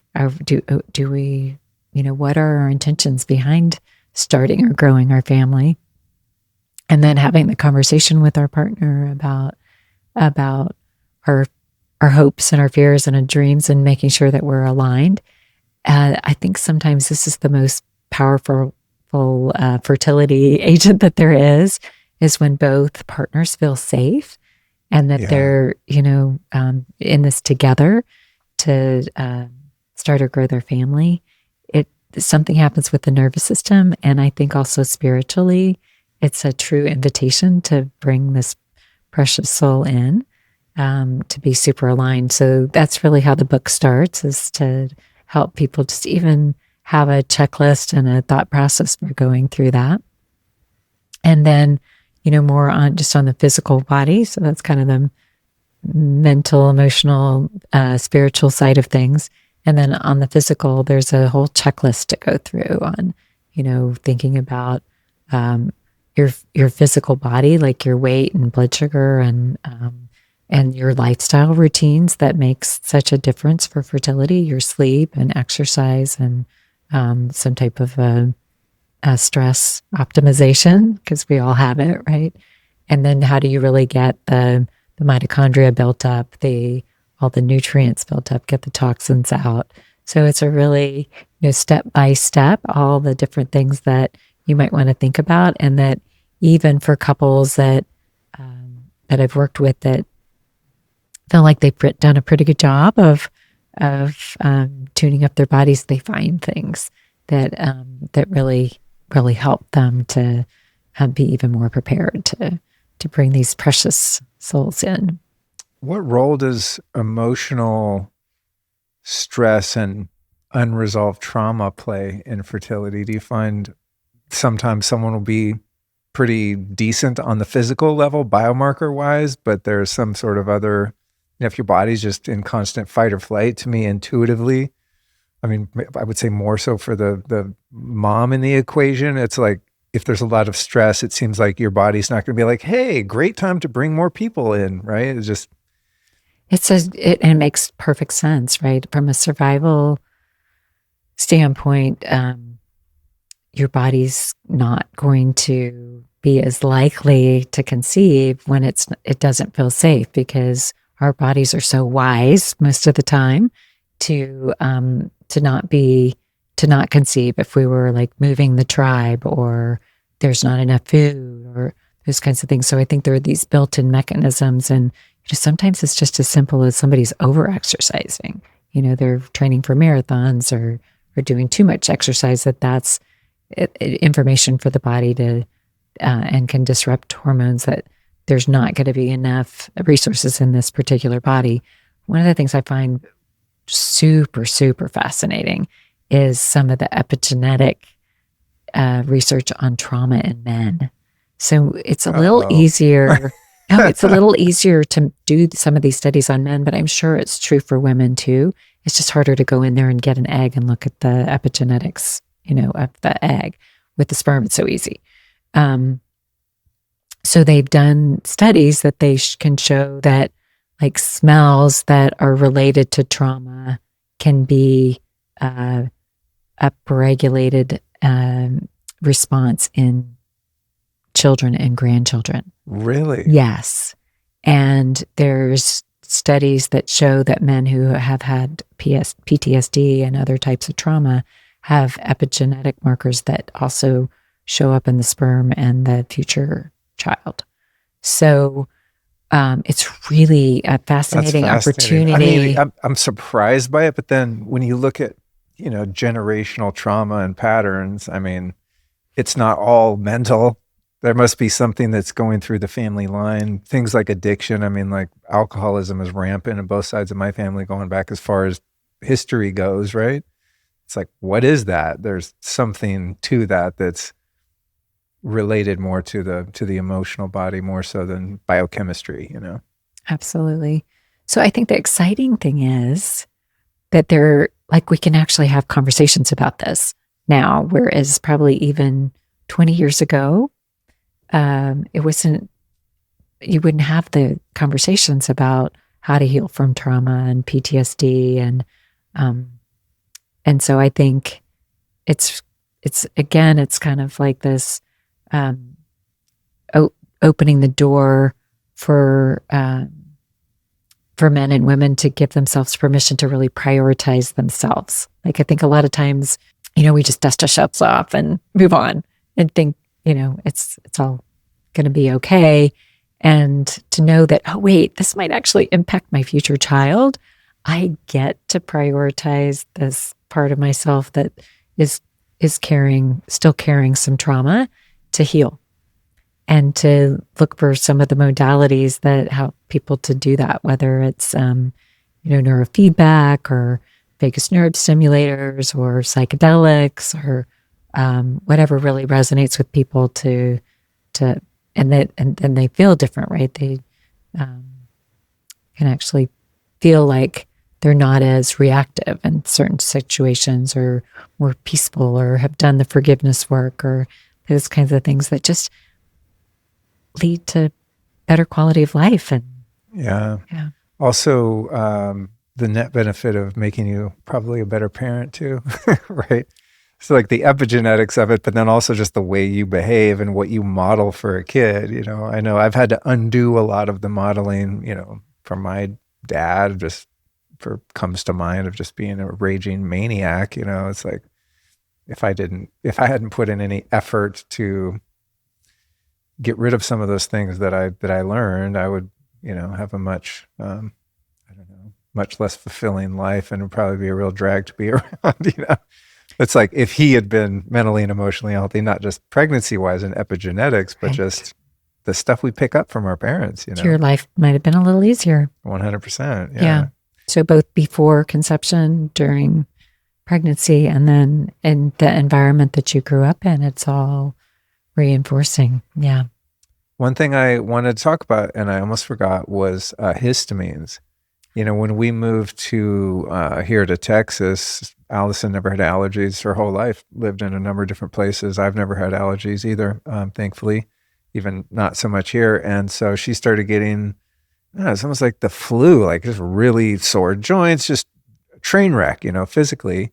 And then eventually we heard about this thing called cedar fever. We're like, what is that? Like, Welcome to Austin. It's a whole thing here. So we start researching it. It's multiple times per year. These damn invasive non-native cedar trees basically spew out all of their little pollen sperms everywhere, and it just wrecks people. But it makes people really sick and inflamed. And so I'm wondering about how different histamine reactions from different allergens might impact fertility, because this is while we're trying to conceive, right? And I'm like, You are such a good biohacker. I mean, I'm like, intuitively, if her body's inflamed and it is in that immune response, it's probably not going, yay, great time to make a baby. And it also, that histamine load interferes with hormones, like it changes your hormone balance. Yes. Oh. So it's so interesting that you brought this up, and you haven't even read the book yet, because I was under a deadline. I was ready to turn the book in. It was all ready to roll. And then I decided to print it out because I just wanted to feel it.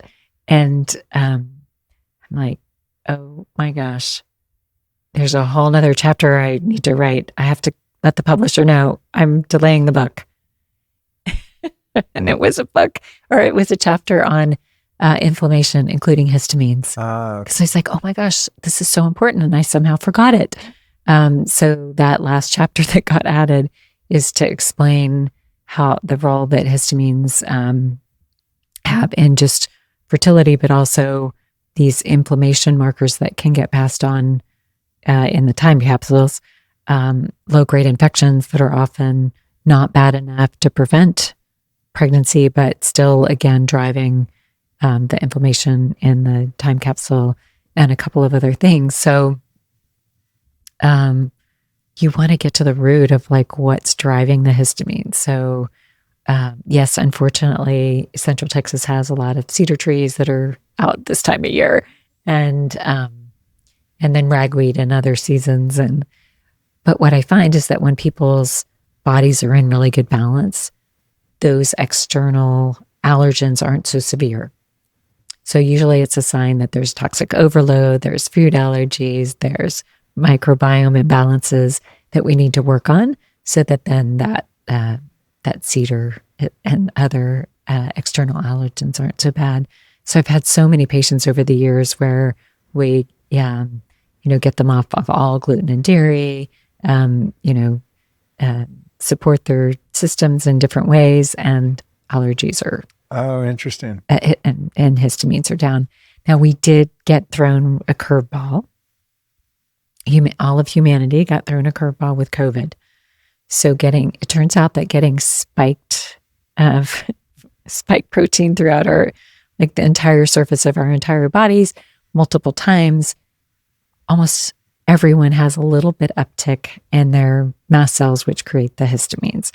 And so what I've been seeing in the last 5 years is just so much more histamine intolerance. And so whether you just fought COVID again, or the flu, or we had just had a horrible outbreak of norovirus, the GI bug here in Central Texas. A lot of people are just post-infection having a lot more symptoms of histamines and allergies, or people become more susceptible to the environmental toxins that they're being exposed to. So, like going and staying in a moldy hotel and at the beach might be more problematic than it used to be, or just having a stressful event happen. People might feel an uptick in the histamine. So I'm finding we have to manage this a lot more for people. So taking things like quercetin, staying off the gluten and the dairy. Ah, damn I it. know can really be I'm like, super the helpful. gluten, I mean, I could kind of live, but cheese, dog, how do people not eat cheese? It's like the best food in the world. I know, but if it helps with fertility, if it helps Well, with yeah, mast then, cell I mean, stuff, then you got to could take do one it for the team if you're trying to, take it for a that's little really while. important to you. Going back to, the past 5 years, and, you have the clinical experience and data to prove this and indicate that, but you definitely saw something, a change in the challenges people were having with histamines and stuff. Because I'm over here thinking the entire COVID thing was completely a hoax. There never was any such disease, that they just reattributed colds and flus to some fake virus so they could kill us all with a vaccine. So my views are a little radical, Mine aren't but I'm quite also not a clinician, Yeah, so yeah. I don't know what I'm talking about really, other than just intuitive observations and so on. I'm partly there with you. Like definitely part of the COVID story is way off, but there definitely was something that happened that's contagious that really messed up some people. And like the whole long COVID thing is high histamines. It's a thing for most people. Like there may be some other things Interesting. going on, but something definitely happened. And I think it was a virus with spike protein, because we can look at some of the data. But yeah, so many people. I mean, if you have clinical, observations clinically that go over a period of time, and you've been in practice over, a period of time, right? And you can isolate, okay, these 3 or 4 years, something changed. I mean, that's pretty compelling versus I'm just sitting over here, watching my Telegram feed going, it's all a scam, Yeah. But definitely there were things that didn't add up about the COVID vaccine. Like, Yeah. From my perspective, I don't think it helped, and it probably hurt a lot of people. Yeah, I would agree. And what I will say about COVID, which I always call convid or the pandemic, I hardly ever say the actual word because I think it was like a lot of it had to do with the PCR testing. There was like a lot of fugazi testing going on. I think that was like the crux of the psyop. But I also know that people do get sick, and that a lot of people seem to have been sick around that time. My issue is look, what do you attribute that sickness to, right? I mean, there's, as we've been talking about, there's like so many compounding factors that go against us. But what I will say is in late 2020, when we were looking for a place to, like, we were California refugees, right? Just trying to go somewhere less communistic. We went to Sedona for a couple months to just try that on. And I got really, really sick when I was there. I mean, like, I don't think I've ever been that sick my whole life. And it went on and on and on, like, I don't know, a week and a half or something, which is not typical for me. So, I didn't think, I have COVID, but I did take note. This is like a flu on another level that I had never experienced. I mean, it was like just completely non-functional, lights out, you're toast, and all the things that I would normally do to get well faster, it was just nothing helped. And I just had to ride it out. So, my own experience not being a clinician is that, like, yeah, during that period, I got super sick. I don't know what it was, why it was, but it was a little abnormal, so as much as of a conspiracy analyst as I am, I do have that experience. I don't know if there were after effects and I became, more intolerant to histamines and things like that. But I do believe people can and do get really sick, and that there are repercussions from that, Thankfully, though, knock on wood, I haven't gotten sick since then. Amazing. Which is, I'm very grateful for all the things I do, which are kind of extra and obsessive, but I really hate being sick. Like, I'm such a baby. Get a little sniffles, it's like, it's the end of the world. Which is why I work so hard to, stay resilient. And it works. Like, that's what I thought the conversation was going to be during COVID. Is like, okay, we know certain things help with cold and flu and other organisms. Like, let's all be building up our immune systems and being healthier. And instead, the opposite happened. Like, people, Yeah, stay inside, no human connection. I mean, it's like the thing that was crazy to me is the physical separation. I mean, that is diabolical, right? To the separation of families, and you can't visit your dying grandma in the hospital. Like, that part of it was very sinister to me, putting masks on kids. I mean, there were a Yeah. lot of things even before they came out with the so-called vaccine. A lot of those things were so antithetical to our well-being. And the things that you and I and many other people know are very supportive were never even discussed, and in many cases demonized and censored and so on, you know? Yeah. The medications that were censored that actually worked, Yeah. and the supplements that support the immune system. So, I mean, I don't think anybody really needed to die that wasn't already on the path, you know, close to death anyway. Like there were answers from the very beginning. Yeah, I agree. Yeah. Am I forgetting anything? Oh, with the histamine issue, I knew there was something else. There's always like this little flutter in the back of my mind, like, no, you're not done. There's one more thing, you know. I look at the clock. I'm like, you need to be done.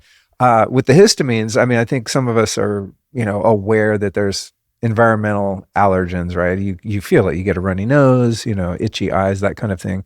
Tell me about the histamine issue in foods, because many of us, you know, have been learned that like fermented foods are really good for you, enzymes, yada, yada, good for your gut. But I hear they're really high in histamines, leftovers. Tell me like what the other sources of histamines are. We have a whole good handout on this that we can link to if you want to. Oh, cool. Like this is one of the things that I think is so important for a lot of people, especially post-COVID.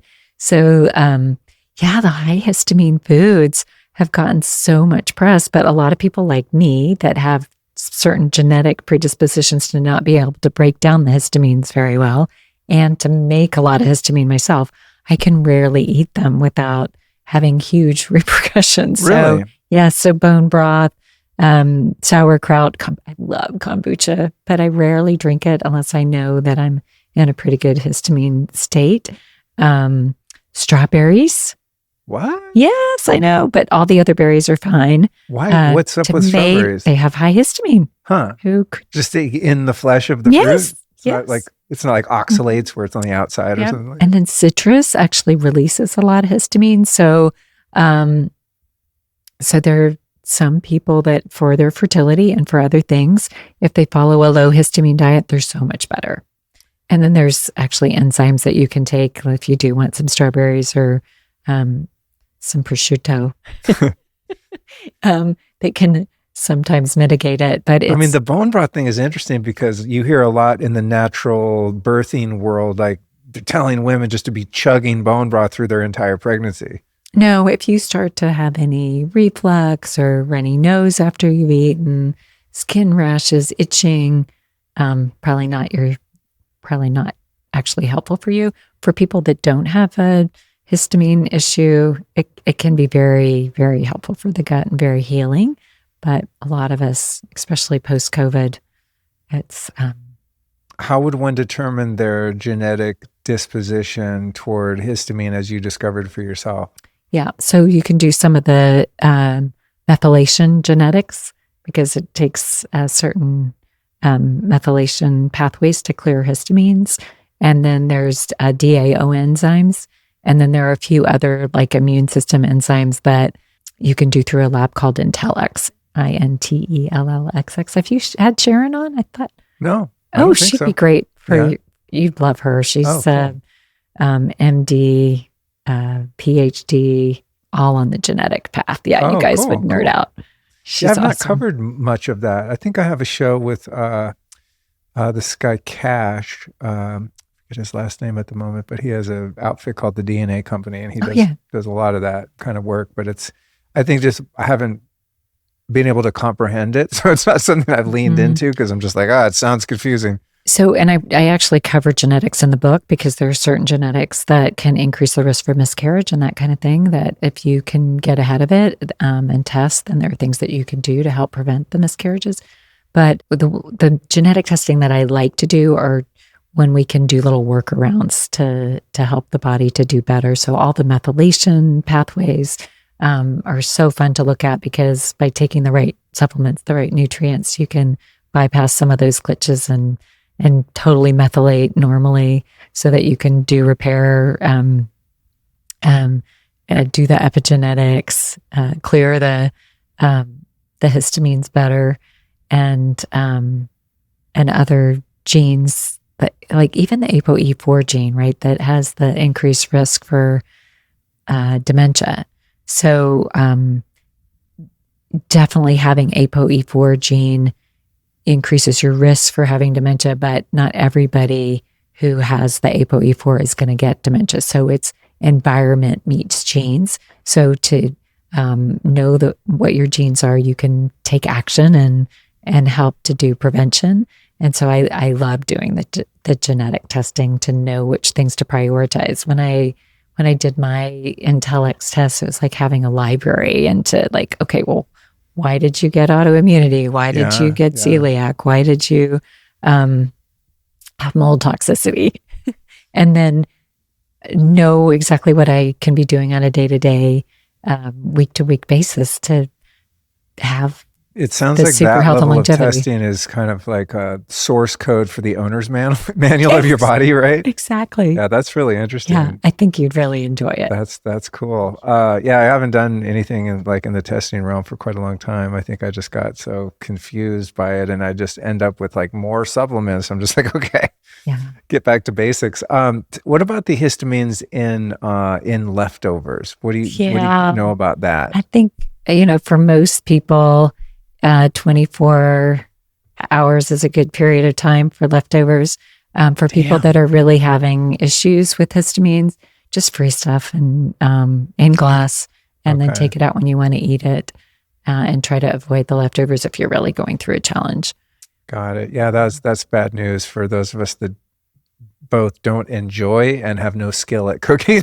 Yeah. So we get like meals delivered, and then we just heat them up. But I mean, those are kind of leftovers, you know what I'm saying? So they sit in the fridge for a number of days. Okay, that's good to know. Yeah. Trying to eat fresh most of the time is the way to go. So like if you cook dinner, try to eat it for breakfast or lunch the next day. Okay, noted. Well, I've gotten a lot of really great news from you today. Some news that's kind of inconvenient that I'm going to try to forget. I'll just keep eating my leftovers. So I really, I appreciate your broad spectrum of expertise and also just, that you're focusing on, a lot of this fertility stuff. Because as I said, now being someone that's gone through it is not fun at all. And I think, if I would have known some of these things earlier on, who knows what could have happened, So I think it's really, really important. And especially, I don't know, the way that our society is ordered and the way we're sort of indoctrinated into certain value systems around success and career and education. I think I'm not alone in kind of wanting to have kids be a later on thought, right? I know. Well, and I think it's just getting worse. I'm talking with my boys, they're 24 and 28. Like, it's just gotten so expensive to live. So even though they both have good jobs, they're both like feeling like they have to wait. Because how do they, like, how do you get to the point where you can buy a house and feel like you can actually support children? Like, it's not just that people want to wait later. It's feeling like they don't have a choice. Yeah, I think that was the case for me in many ways. I mean, part of it was just emotional immaturity, but when I got to the point where I wanted to, it was like, wow, we got to get the house, and like, I don't know if it's a provider male thing, but I'm just like, no, I need like a certain structure and stability and security in order for me to feel like it's a good time, right? And absolutely, for me, that wasn't until I was like in my 50s, right, where I go, oh, okay, I kind of have my shit together enough now where I feel like I could support a family, so it's not easy to do. Feeling aligned, mind, body, spirit, it can take some time. And then for women that want to have a career and have a baby, that's like, it's hard to do both. I mean, it really is. So I also understand that wanting to wait. So I'm here to give hope that when we can run this process, it's very possible to have babies later in life that are super healthy and not have to struggle with the fertility. What can you say before we close here just about erroneous public opinion perception around fertility windows for women? I mean, I hear women freaking out when they're 35 I just had somebody told that they were past their window at 31. Like Really? It's so maddening. Like as somebody at 38 that was told based on my labs that there's no way I was going to get pregnant, that I needed to do IVF. And then I got pregnant in the next cycle while I was waiting for my period to start to go on the pill. Like, we don't know. Like, there's so much more beyond what your labs show. The basic fertility labs show as to, what is actually really happening in the body. That's why I love digging deeper and preparing, because my own body taught me to not listen to those labs and to not listen to the doctor telling me I had no hope, that I'd better get going on IVF right away. It's not right. We should not be telling women that. And that's not what I see in my practice. You can do so much at any age when you apply these principles. I mean, if you think about like Dr. Bruce Lipton's work, The Biology of Belief, right? If you go to someone in their little, white smock and they're educated, they're smarter than me, that's my doctor. And they're like, how old are you? 40? Oh yeah, just give it up. It's like that belief can be so powerful. Your cells are listening. That could shut things down in and of itself, right? It's like when someone gets a cancer diagnosis. Oh, you have 6 months to live. Boom, they die on the 6th month to the day, right? Because they believe it. That's actually exactly what happened to my stepfather. They told him he was going to die, and a few weeks later he died after, years of dealing with this chronic health issue. When he was told there was no hope, there was no hope. Yeah. Yeah. Well, I'm glad that you're a beacon of reality for that. To me, just intuitively, if a woman's still menstruating, you still got a shot. Absolutely. You know what I'm saying? It's like, that's nature saying, yeah, the body's still There's still eggs prepared, left. Right? Yes. I mean, am I tripping? There might not be. Is No, that too there's simplistic? definitely less than when you were 20, but you just need one good egg. Right. And preparing that environment that the ovaries are in to be highly nourished and low inflammation, even low histamine. Yeah. The body knows what to do. Beautiful. All right, last question for you. Who have been 3 teachers or teachings in general that have impacted you, influenced your life, who you are as a person, how you practice medicine, etc.? Well, it's so interesting that you just brought up Bruce Lipton, because he actually, early on in my search for how to do integrative medicine, the way that I wanted to do it, I went to a workshop that he gave. Oh, cool. Yes. So it was probably around 20 years ago out at the Crossings outside of Austin. And that understanding of how our mind bodies are connected, it really planted an important seed, both in my own health journey and with my patients. And I would say, Jeffrey Bland. Have you interviewed Jeff? Don't know him. I consider him the father of functional medicine. He's a PhD biologist, and he's the one that really had this vision that we can do medicine differently, and started the Institute for Functional Medicine with a couple of other people. He's just such a joy and delight, and continues to move this field forward more than anybody I know. And then, I guess I would say my parents, both of them, they were both teachers. My dad taught at the University of Kentucky, and my mom taught both over the years the reading program and the gifted and talented. And they really prioritized learning over everything. So that's why I have so many. That's why you went to college twice. Well, really 3 times, because I got a master's degree in engineering too. But I remember being so mad at my dad at times where I'd go to him for help, and it'd be so frustrating because I just wanted him to tell me the answer. Just tell me the answer. And he wouldn't. He would help me to think through how to get to the answer myself. And I feel so lucky that I get to use that process, right, of really thinking about things and integrating ideas and testing out hypotheses and running little mini experiments to understand humanity better, not just health, but like, what is consciousness, and what are these souls that are wanting to come in to help humanity move forward. And so I really feel grateful to them that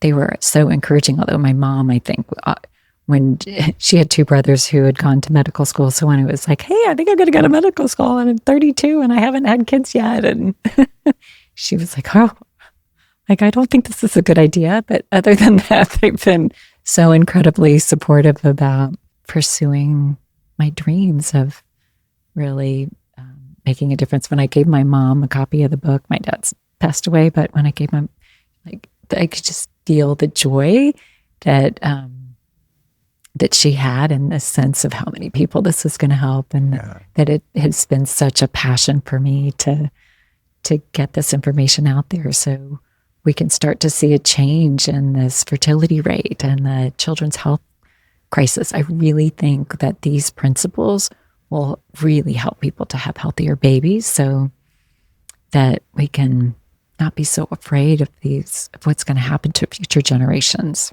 Yeah. Amen. Well, God bless your parents and you for putting you in the world, doing good things.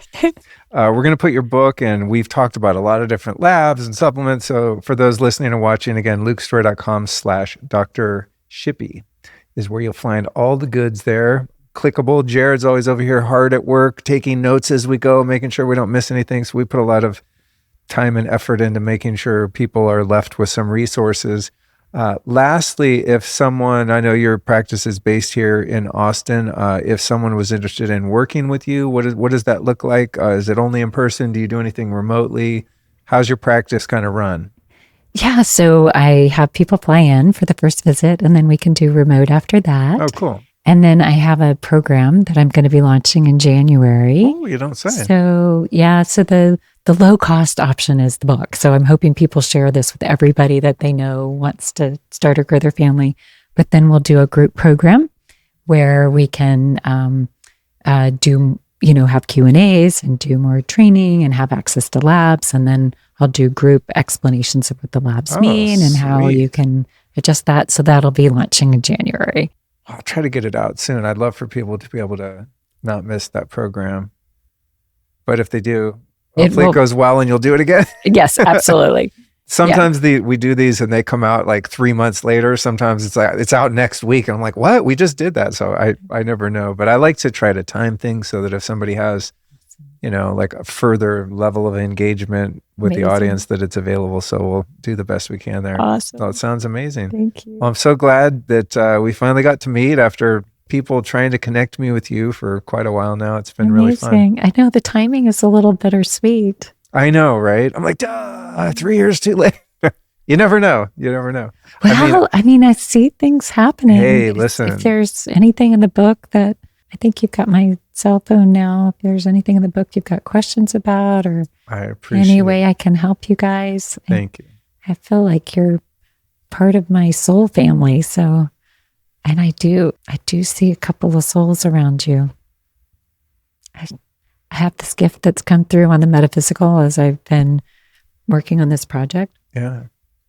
And sometimes I have an awareness of cool souls. So they may just stay with you in this form. Yeah. Can you feel them?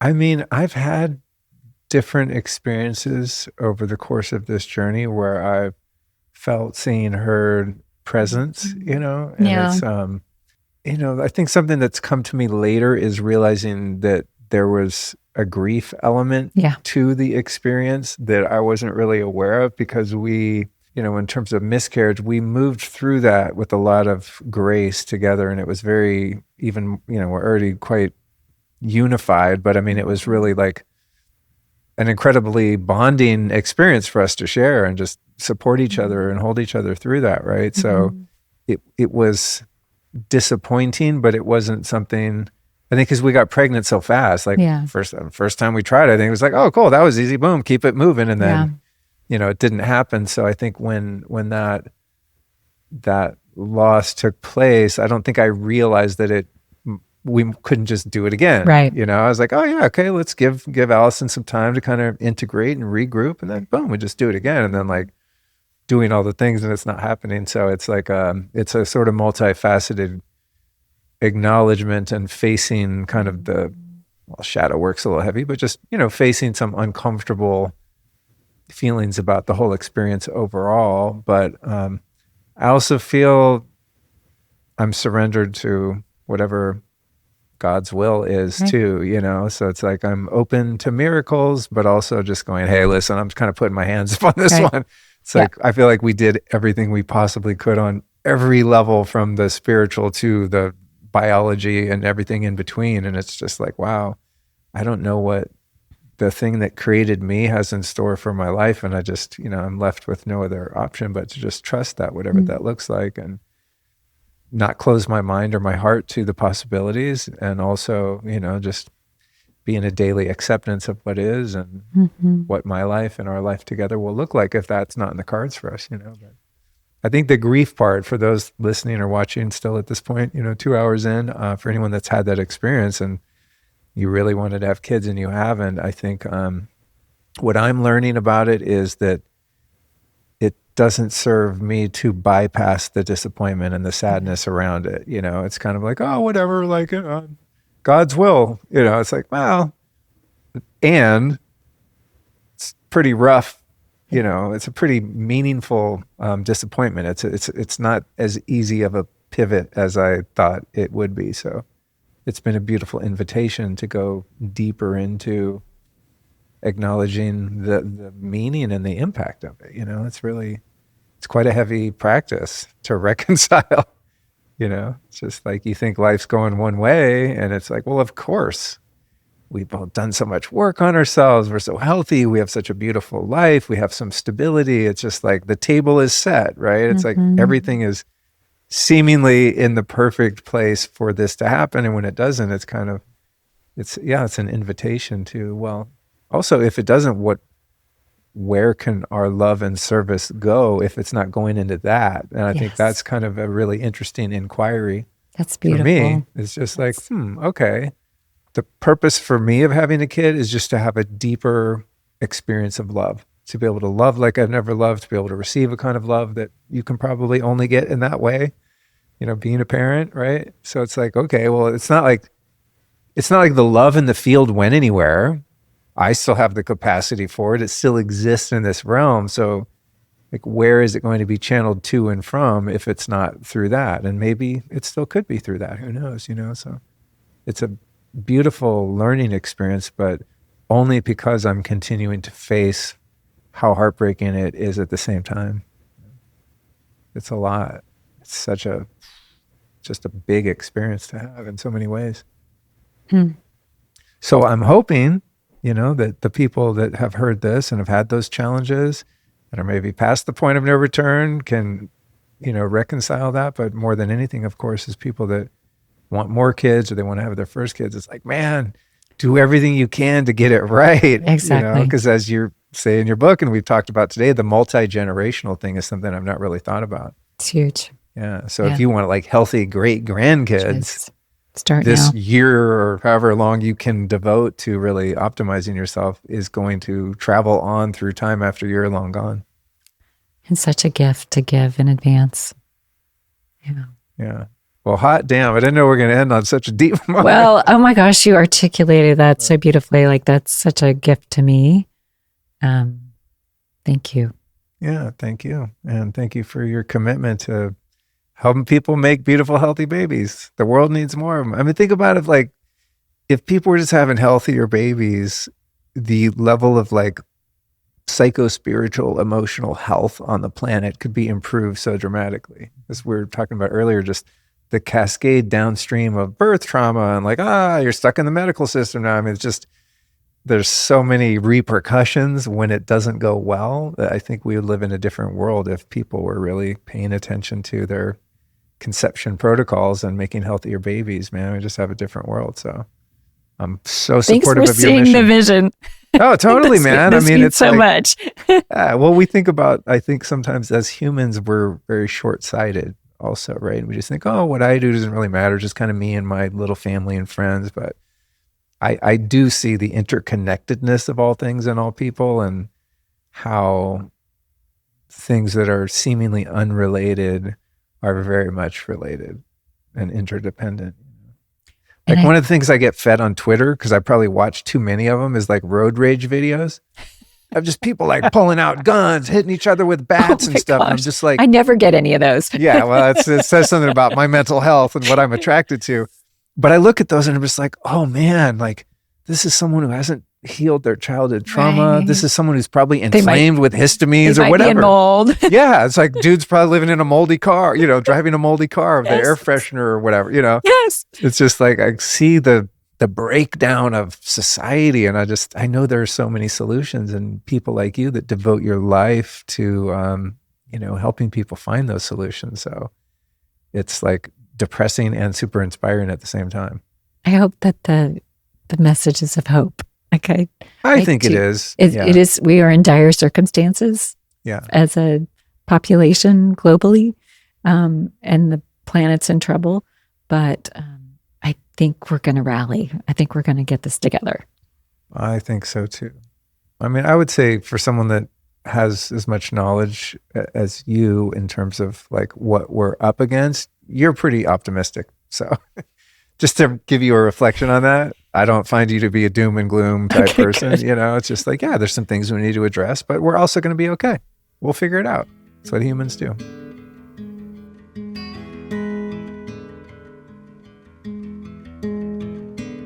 Big thanks, you guys, for hanging with me on this week's episode and making me part of your journey. Now, before we wrap up, let me tell you about a project I've just leveled up.